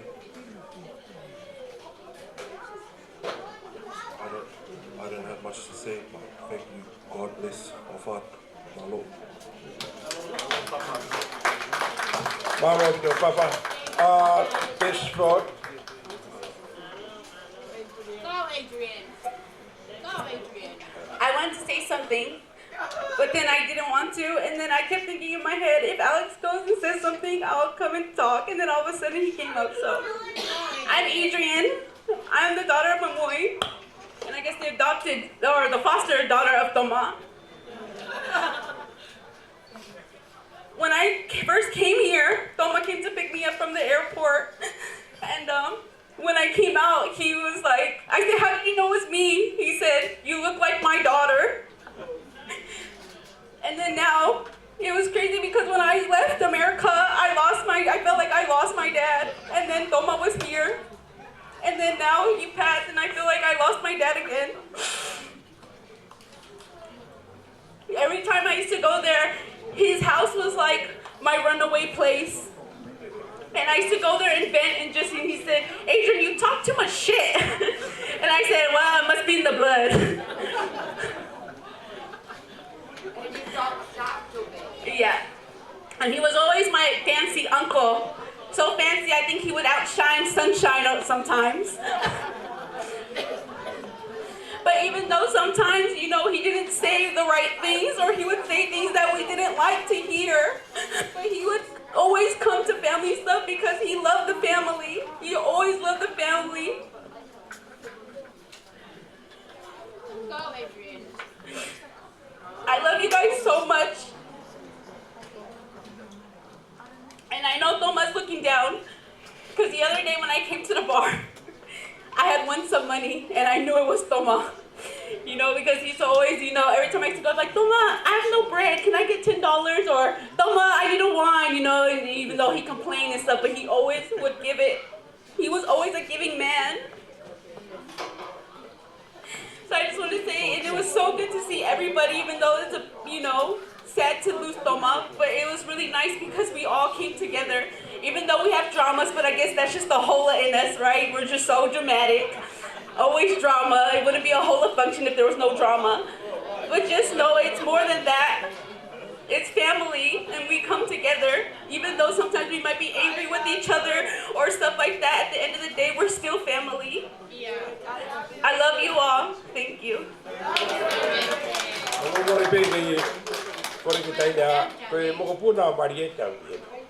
Ko Marieta ko whakatoko ai e mauwhai, wau heni be mo ana, ko tahai ai whanau a te hina, ka ko e mo puna no Marieta ka whambingi sirea ka ngai whai e ko. Malole i te lawhalawa, kia ora, ko Alicia Takuingoa, ko Rotorua Ahau, ko Sarah East Hope, Taku Mama, ko Marieta Teresa East Hope Ledger. This is my grandma. I don't know a lot of Tongan, but I'm your family. I'm going to just start off with the whole time I have experienced Uncle Toma's tangihana. I have felt nothing but my grandmother's presence, and it's been beautiful, and it's something that very valuable to me. I'm one of twins, and I have 5 brothers and 1 sister. My beautiful daughter Claudia is here. I drove to Rotorua.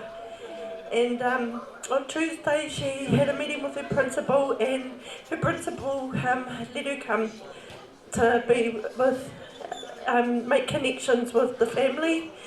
And you know, I said to my daughter, look, it's okay. We're a bit whakama, a bit shy, you know, but we have to start somewhere. And Uncle Toma, you know, even though he's gone, he's actually, he's reconnected and started something for me. Thank you. I also enjoyed his 70th. I've been to this venue now several times. And as I look around and I see each and every one of you, I feel very much part of you all. You're beautiful, and I mean that with every part of me. And I know Claudia is very shy to come up, but I'm going to ask you to come up. I'm actually going to sing a little waiata. I'm not a very good singer, but it's a song in Māori, and it's yeah, it's something, it's about love.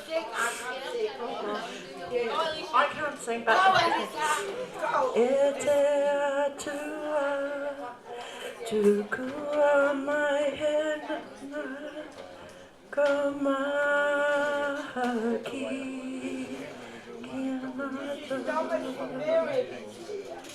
kia tonu te rangi mari e roto i ngā ua ua tanga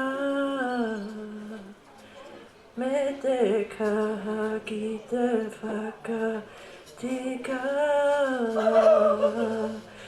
i ngā maro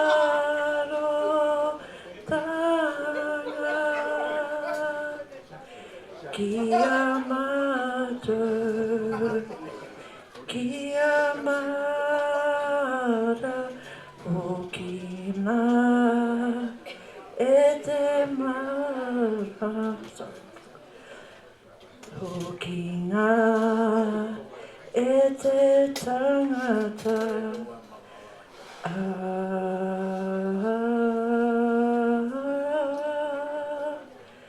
mene.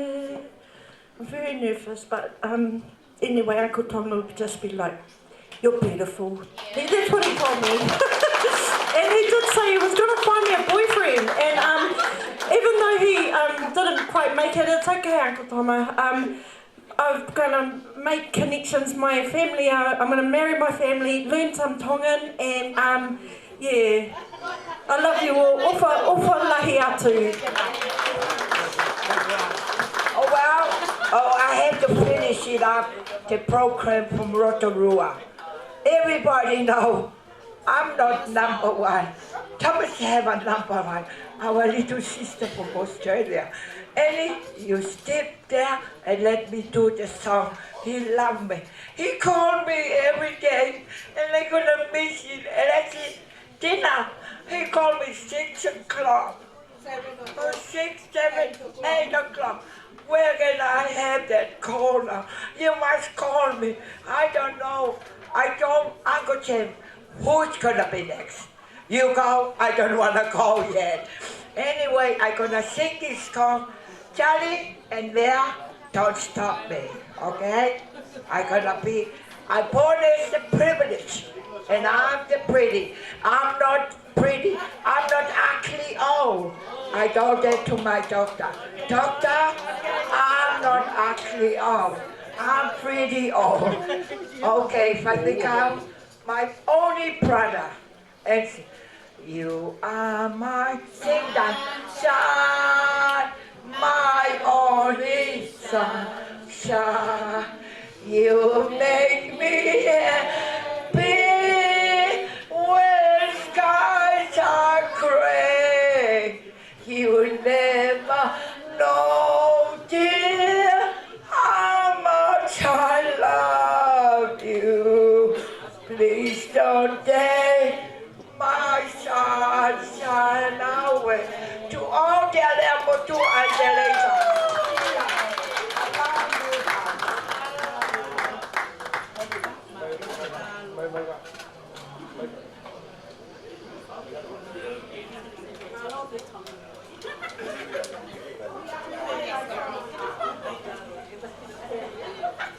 Por ver o fama da fare.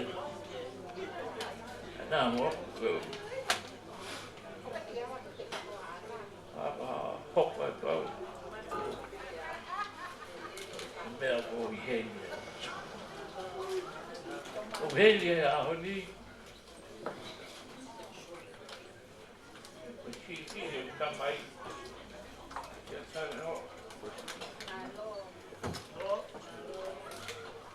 Então, mau ferrara e deu mal.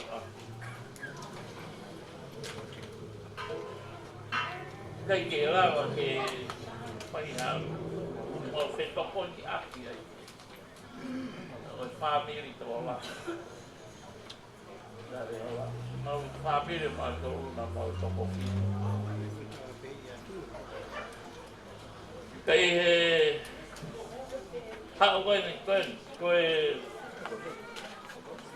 mà nào anh rồi, mau á.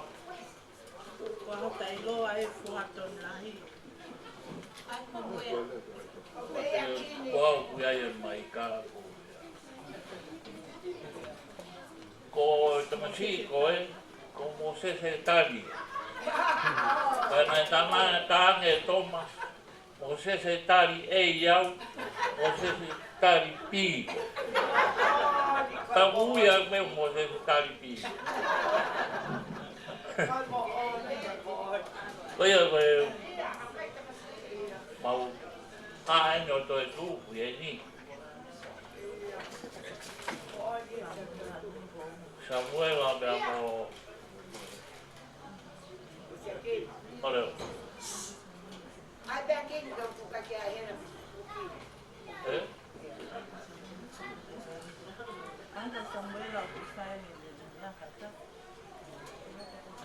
Kata Famili pe Hola mana. Ko ang kolo hang ko fatongai ki Hola. Ele tonga. Ko ko to hawe tani la tu. Ko me ai pe fa na sa yola. Ko tu ko si ta to. Ko to si asia. Tu fa ta ke pe ka hana. Ko ang pe mo no pe fa pe ta. Ko mo no ia. Now cái gì cũng xưa cái cái vai nào cái mồi, cái ta mai cái này nào cái nào rồi nha, pha ta nói một xe này cái mồi, và xe này vai ngày cái đây cái gì, còn món nuôi ai ta mới Ako Carlo ka Beka Maria ka Fori. Ka kene Fakaeiki ka ku. Hangai ku heni kina tolu famara matia. Bebe anga fae ni ofa. Ko e kom se ko no ta aki. Ko fola ia toni. Ko wa peke ta to no hinga. Ko kata ko fo si. Pale famili. Ko kingoa ko aho tai ilo toito. Ko e ingoa ko kingoa na to mai ki te au. E fa ingoa e toito lai. Mo nga e peke mo Fakaeiki. O ia e mo fia lahi o hao ne lai taimi no fo pe mo famili o fa e. Ko fia lahi po ke fa nga mari ko ni ne ngo ka ka taimi fa fia. Ko taimi fo famili hanga ko ni tau he ni ai. Ko tango ko siwa ka ko fa si holo peo ya Toma. Takai holo pe o kalanini. Ko holo pe ko e ankolo. Porque peo ya ko ofa ki famili peo tu pa peo i lo ofa ongo tau te ina. Sia le Hola pe ka toitu maukui. Ko ngai fa ku fa fine mo famili fa le vai. Pe ko fia awia ko ui ko tamsi fa le vai ko longo. Ya ko ai de fa lo tau heni. Fia ki taimi no ki no foi sene pe mo Miriam anti Miriam mo tanga taiki mo fiohi pe ko ia ilo anti Miriam ko ilo katoa mo tolu ko pe ofa ka mo to malo mo ke wanga tire de ki ai mat beria ka Toma pe ora ko taimlahi ko Toma ko na pe ta mai ka te Como pega aquele, mas então vai falar então amor, vai que não é. O sapato tá, como pega de mulher tomar na fama o carro aí vai. Ya, agora kalau muda dah kalau, orang pega kalau fai mawa, kami lai fai kalau fai mai ngai, vai lelei, famili, no tar Famili ngai vai kalau. O hai tāna ala Toma misa. Pero e take o se misa ko. Tuktuka na Toma matapalo, whamai. Ko bekan kei. E when. Tamai Toma, na alo misa ka ko, lo misa ia. Mahai pu kei inu foi waine. Ha. Pa kwa beki ipa ua tu e maa bi. Ko ipa taha kalo, ka ipa taha Toma. Mai pe ipu kauloloa. Ka inu foi waine, ka oska matana fe ma Toma. O taha Toma. Kate ki no fat ka o ta ha ki la vai no fat he misa ke ka ke ha ke no wai ni pa ku fa ba na ta api to ta no ke fa ta ta ni pe ta mai ko ni ka mai ko ni ba fa la ka le ba be ki fa na ma fe ya bi de ta ni la o ma fu wa fe pe bu na to ka be ke fa na ka sa Hola ka te pa ku o ma bi to po le Toma ka ki fa ha no ki ai ko po le au ni wa to Kakoi ko tau fata ni mau inga pito. Ke kaki mau to ko foha to si Hola ko pe famili. Kago wai ofalat ke mau to ko wa ta ni ta pringa ki ai. Wai ofalat ke mau to. Malo. O mau fo ke na urea. Na o ke iki na to. Ko ni ko ta fitu wai.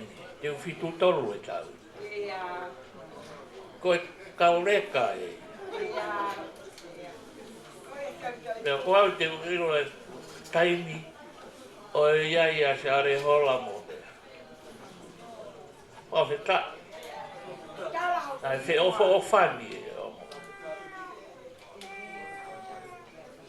Ko tua lelei o tau ki ai. Share Hola na lo tu ia katolika. Nai tau. Tene ane ia share a maltolu. E ako e a fōu pa Fakaeiki e mo kalo.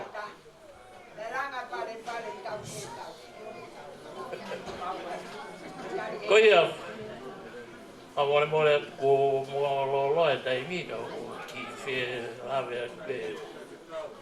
ke uhinga ko ia famili na wao o ve ta ke ko ia ko anga ko se fo ko la ta hai e fa na ko ni ki mui o no wa ko tama na e poto a se fo e alwa se fo ki fisio a ko ai he matai tohi ke hui vai pe foki mai na puke malo o kalai pe kai ke to lava a pe to tohi be o ma ne scholarship ke alu ako ke taua mga puna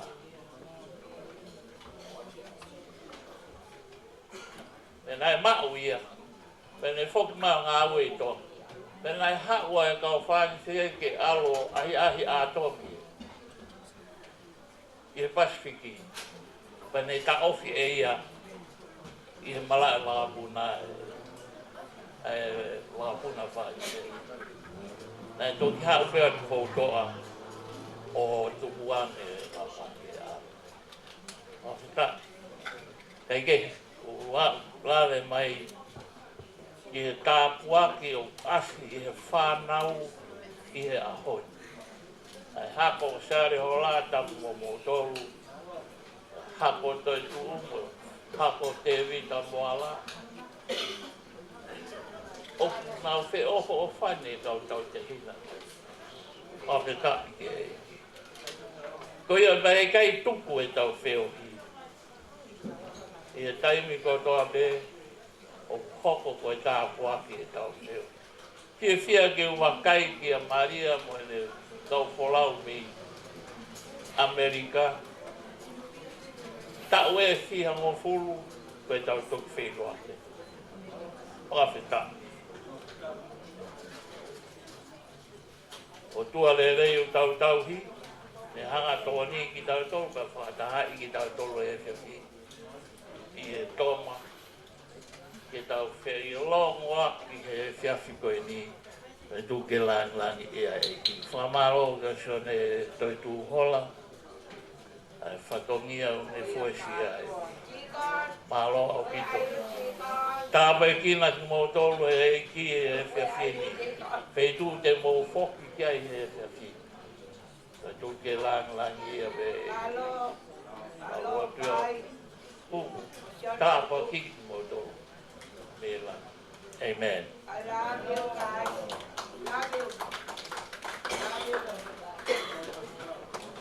Koi Riha, koi puti wata. Pamori mori ko Fakafamili ko ni ko oage ki a Hola.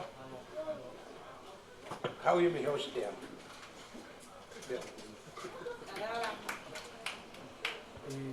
Pita, hauki o runga tu lava ma o ia. So ia. Ia.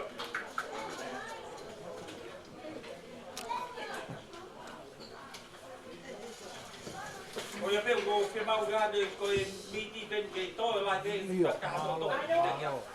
Malo. Malo wa. Ko ra ke o mai Fakafamili ko ni fa da tau na to ku mo e te au. Ko na to ha me ke o sia ia Fakakau.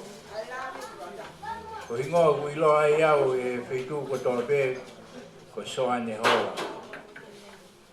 Ni to ki kamata ke ke fora wa. To ga dia ke mea ta ko ke so ane au ko sia re au. Ke tu o pe he famili ko to ta pe ho ke ta ta iki. Ke tala o ko to pe ke ho ke meta. Ko e me ulai ko lo to ko ya ko tana dai ki na ilo ai me ko to pe ko ma ho ki he fa ko fe ho to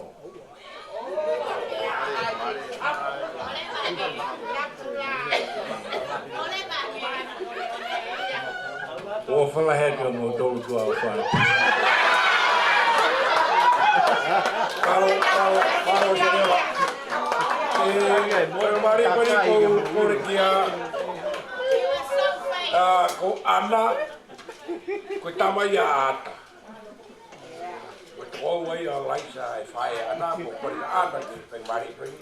Whapehe ki wahai wahi ki tau tolu pe mo mea ai Famili ka me tau whutunga.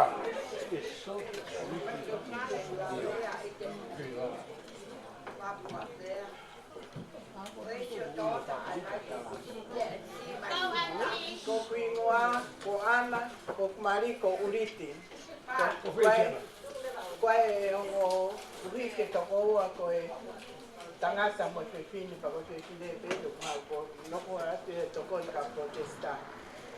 Koe whakate ingoa ka atu te Fakaeiki, te sisi i tahaia i he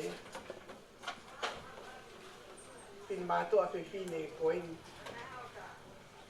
Ko riri mahon, ko Valeti, ko Laisa pa sisi le ma Fakaeiki. Ka koe ku hake kai te uraki whakamalo atu ki o whakatokoa ka Maria mo nau tōru te tīkoni ka toki o ata e pōpoaki ai whahu o Toma e whakahoku ate ahoni. Kou whakamalo atu ka koe Maria ka ke lau nai koe koe lai. Tau pehe te ke hao me Amerika mo a whakaukau ke toi ririwangi ai whaau. Au ke hao pe o noha pe Maria he mea whakahauko ate e pita. Ka pao na ke hao koe mo hato e loto ke puri te kai ke whaharele ia. O a oe peke he apo, a oe peke he ose. O whakamalo. O whakawheta i au ke tō tahi o ngatu po tu uia pe. Ka ko whakamalo atu, o hao pe mo e noha mo whi Maria. Tāri whi Maria, hange ko pori, mo no toi ngā mo sunshine. Ko sunshine po ko mano po enu. Ka au pe ko tāma mea. Ko io atu pe he ko maheni pe au pe ohi mo iai. Patu pe ke hao pe iahe o alu. Ka koe ku whakamalo atu pa pehe kia e tīkoni, pehe kia soane. Koe kau wholau, ka pehe po ka merien koe sisi taha. O ko opa ka moto, ka ko pehe, mahal koe tau whei loa whakausi peni. Ko tau motua kotoa. Mahal ko mo ko peni mo panongo mai, ko hiki atua sunshine.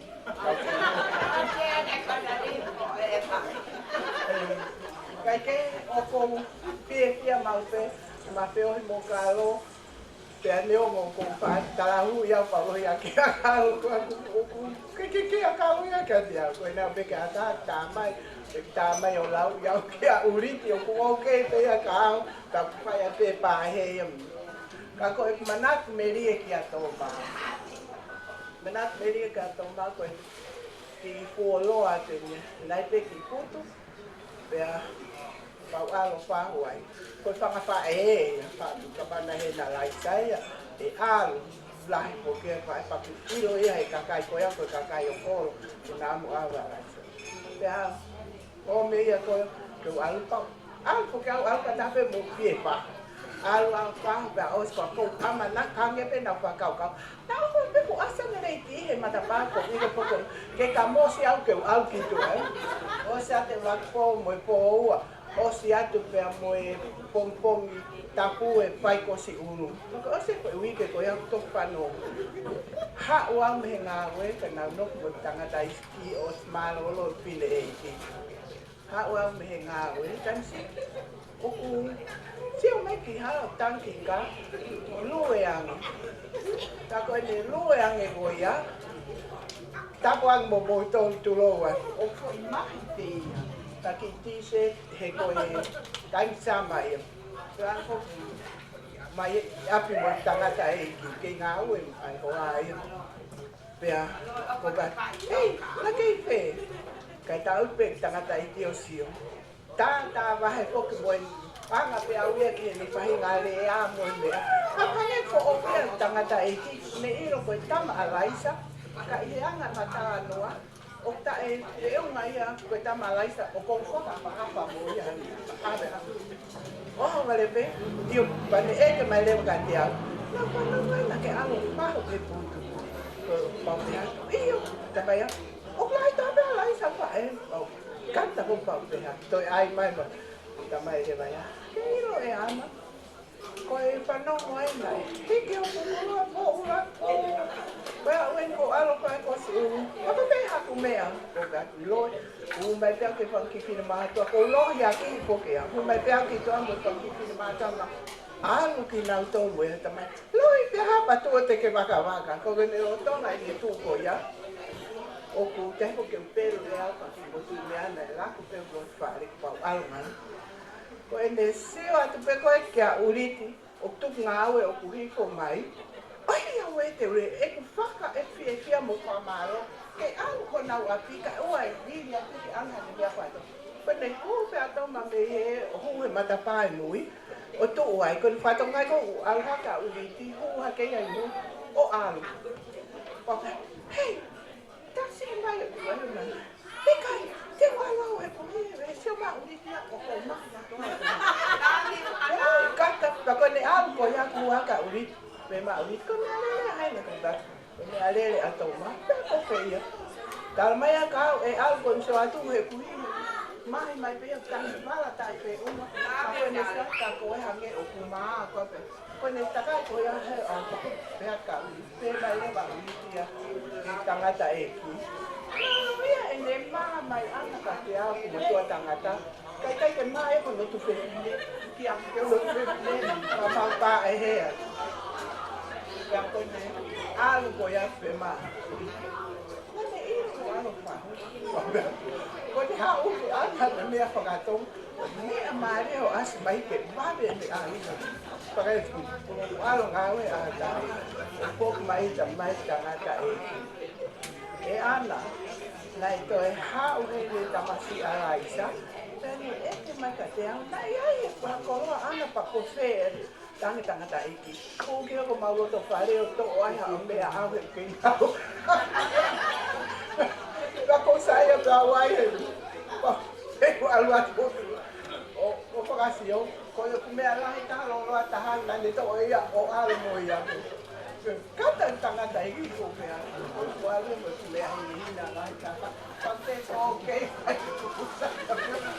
ko manat me ia ka to ko manat me mana avia pakatau la ha ka ko o te tang manako mau ke tang e te ai kai pau ha to mau kai ya famili famili ko to ape ko kai na pa ko ko ko pe ha me ka ko e ku frasa ke ria ko ke whakamaro ai pe ke kau Amerika ke a Maria pe ti ko ni ko waka o fa ia me waki po e le wau ke awha osa malanga iai ma wanga po ke leo Toma ai hoha a kai o whai malanga mo whai mea whakarot ko toa pe i whare rotu mea ko whakamaro a ka te koe a te lai pe mo e kakai ne na wai mai ka te au tohi ange ta ange ko tangi iyo ke pe ti ko ni ia mo Toma ma ko pia ko ai hataha o alu i he rotu mole ai mo fai whakamata ata e mo ui o ofa ka koe Maria, ofa ka koe Poli, pau ahina ka te au o kai ke mo toi lau a Poli koe whanau pe ko whanau o lau ka koe ofa ko te pine anga lelei a Maria. Bebe ba mo kalo lai le ko whakamahiti mo sunshine koe ai ko ofa ka toa ata hange ka tire ko utanga uriti Putilena malang Pentecosi mau kalau mai uri ko tu malo ya Pentecosi atire me kage ku holo atire ya kaya opa kamu to ko tape famili siare Hola o famili ko tape Raisa ko ya pero malo itu ana oku fama pe ba ke sai mi oku fama o ai famili ko be tau ki rea ua ko e famu be ka mu ki moana ke ha pa ki rea ka heri ko pas ke wi to ke ni frase ki rea e ke toni ya ko ta ha mu he fa te hina Pea nofo Arizona. Pea kore ka mui. Mau ngā whito, au whito. Koi ko e re te ko mo una sto. Yo te mo ke atu ko. Ke mo a ko. I ka ko ko re re ko te ko ka le ga. Ange. Koi a no ko vai ta. Yes, ka vai. Mo ta pe no. Ane sio. O ku ne no to ke. Ko dale. Ko pa malo a pita mau ton ka to. Hange pe ke mo ya to. Nếu mà Toma kau hange pe tau i ni. Kau ko pe kita nak ya ke media ke Toma. Ko Toma na ne no kita masih palo. Karena mo oni pe ya. Kau ya pe menat media ke Laisa. Ko Laisa ko pe fine anga lele taya no kata. Neo no ko Laisa ia me area motua. Kana ngaha Laisa ia pe silencio ko fo pere. Princess, pana ako iyan lai be ya mata. Pana mahino bito Laisa. Pia ko ne fimana meria pe ke ne fanau. Ko Toma na lahi ke to mai mahina. Ya mata fitno, bapus fitah Toma. Te ke fitna. Ka mana meria ko ke fanau. Ko Laisa na ngahi ko to ni fanau Fakaosi. Na na susto ke mai na Tomi. Kalau motor, kalau susto que nak motor ni halal boleh. Kalau mahina pergi motor lu ya, fasilita. Kalau mai di motor. Kalau tanya lain Toma ya, lain kan saya ni halal boleh. Ya mama minta, tapi sih ya alina molita. Kalau ngawe lain semestial, boleh angai hapai.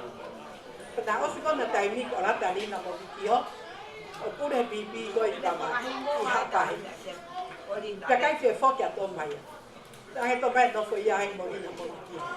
Kana kau pe ya ta hine ya alina. Kana o se ta uia fia i hapai. Kana to hiki leva ki baba. Awai pe Toma. Kana tala no e pe alina ya. Ko foi ta hine ko Toma no foi loki o nai tu pe ya. A bibi nai hala. Mau de foi no foi lokbo. Kita alu pergi kakai je, kita kalau. Pada pakai ingat deh, baik. Toma Florina, anti ya. Florina mikio. Alu pepau, madam apna. Kalau mana media kau Laisa, kau siapa kau tahu kefanau. Oh, kau pernah aki Laisa ya kau ni Maria Manukia Laisa. Foto talavol, Fakaosi, biar mahin.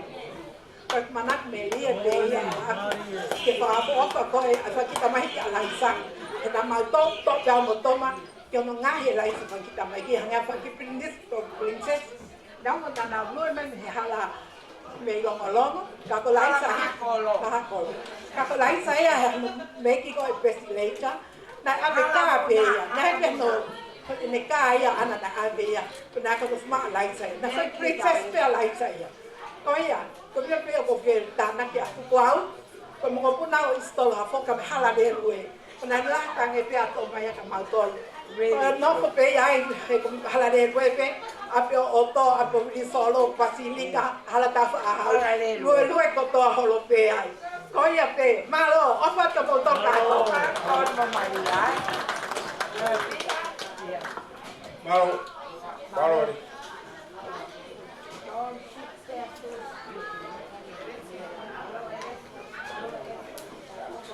Ora me ufanga nai whatapu o oja no whai. Tau paki manat meri e ngata ko Moses Tan. Ko e introduce ke e Toma ono son-in-law. Toma yama, oh, this is my son-in-law. He's a half Samoa, half Korean. You know? Jangan sampai biar, jangan biar, you hanya biar no ayam ni, kau ini ni ya ni, kau fikra, kau manusia mesti fikra famili, aku mari kita lalu Toma, Kalau mari mau mari, kayak gitu potong ada mengalau tonga, kayak gitu potong mari ada Fakatonga. Kemarin apa palang? Maksudnya apa palang? But we still don't understand each other. That's why we stayed this long. We've been married for 49 years. You know, one more year we're gonna be 50 years. I love my wife. You know, sometimes us men we forget how important the mothers of our children. You know, we need to respect them. We need to do what they want. Ask them what they need. And try to do our best to make them happy. You know, you look around this world, a lot of people, a lot of families broke up because we don't treat our ladies, the mother of our children, the way we should. We won't want our father to treat our mother like that. No? Tell them sometimes, tell them, I love you, baby. My wife don't like me to keep saying that. I keep saying, I love you, baby. I love you. She said, you know, but you know, try to do it. You know, make our wife, you know, a mother of our children to be happy. I want to thank all of you, the Umodua, and everybody, Share and Wea, for letting us use this place. You know, guys, this is a business. Wea and Share close this area for us. You know how much money they're going to make if it's open public? You know? But they open it for us. Remember that. This is their business and this is their life. I love you all. Leva, we love you.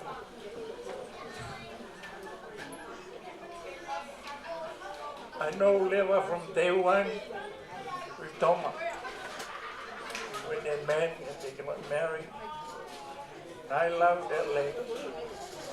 She always make our mother happy. She do anything for us when we ask her to do something for our family. You know, but Toma, you know Toma. Anyway, I love you all. Thanks for being here with us. We need a shoulder to cry on. And you all here. We appreciate what you guys do. It's a comfort to us, you guys around. I love you all and I hope everybody have a good time. God bless you all. Thank you. Malo Mului. Koe whaose ne tau rea, ko kore e wito karewa. Ia mua whahare Fakaosi. Ata ai patu whae osi rea rewa, ka tau tuke wheskau. Te o awhenga se te tu tire ke te whae pia ki notu rau ke Fakaosi ki tau klesi. Koe pia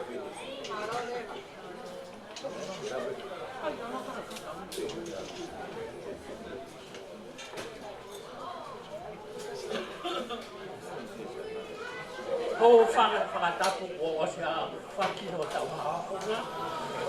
Kai ata moa ke whai hatoe mana kumeria ki a hoa o whaanga. Koe maha ke pēni ane hu ko hu mai o ku tuange puta Toma i o malot whare whakahanga ane te ki a pau pia e tapu. Ha mea mo mai e tā o whaanga o whotu pehe mai. Pa mai e ia. Ko ai me mami ke tau sio ki ai, mo tarea ki ai. He koe na o kanga. Ko pea, o kai ke toi whie ma ue au ke whakahanga mai ki a te au. Whakahanga ke he ia pe a mea tuku kilo. He koe tai ni mia, ko sio horo au. Ke maa wapu me. ia. Peko kai ta sa to ka ngai ia ka to.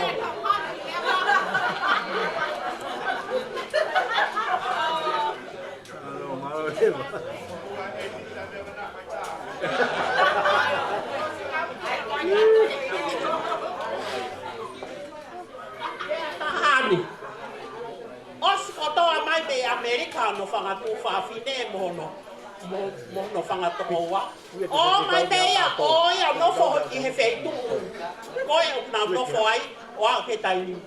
Kai ke pehe ha taha, tawa mua lea ki he ui tou. Aia kōli aki mai ai pe au ia he taini. He Famili, kai ke toi hataha ia e ori ia mai ia te au. Peko ia e kou talangi ke tamsi. O te toi tokanga ko ke Famili ko Toma.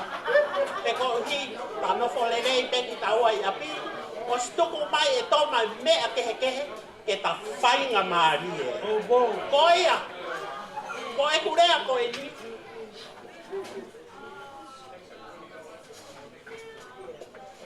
Kai ke ula marea. E ku ofa kia Toma. Ko winga. Ko ne kape e pe au. Ka o ilo pe au e ne ofa. E ko kape ia o kai ke toi ha. Moe ha umei uta. Te kai ke ure au longo pe au. Ka ihe ne maken ko ngo e ofa la ia Toma. Ko e wi ko le tuku mai whainga maari e ki au mo whanau ke mau haka. Ko ia kai ke harea whiunga atu ma mūto. Ko ofa lahi atu pe a tauangi ke oa mua na tuku. Noa i au mo whanau ka mo ofa mai pe. O whakaha ake ha o vare peku mo tāangi. Ko ia ko i ngata angai a si rea. Kua eki o whaaki.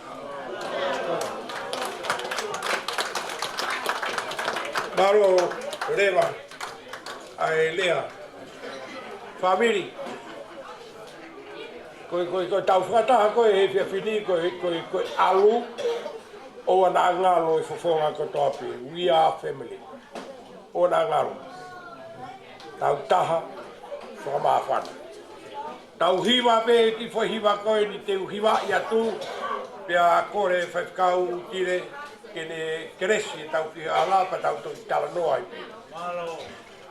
E ki koe ofa au koe moana loloto o pea valogi vakia au e kukaia kahia pea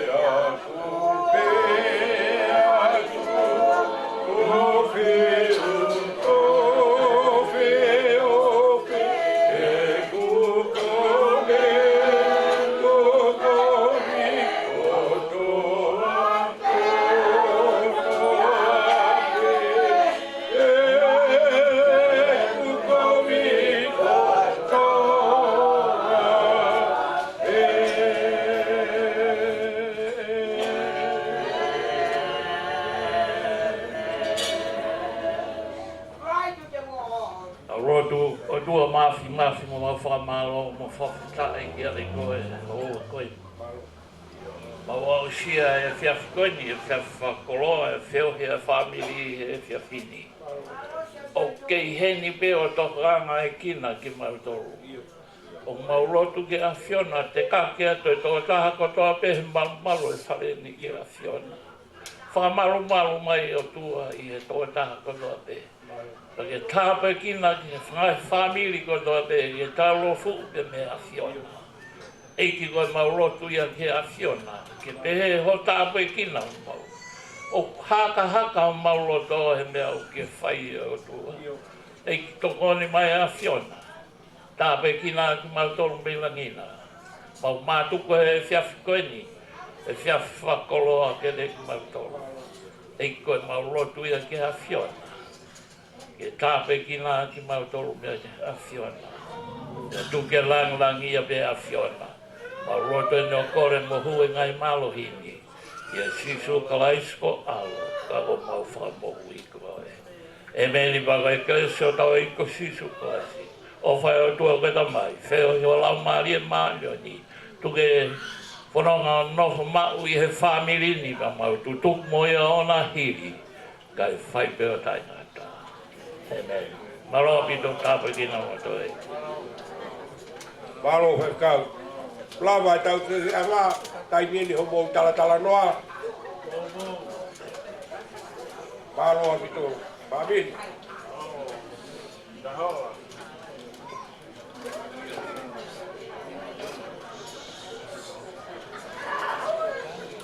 Io ko malo peka siare ka uma vea.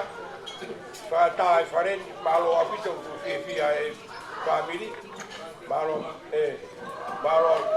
apito si fa tai faren. Malo si manu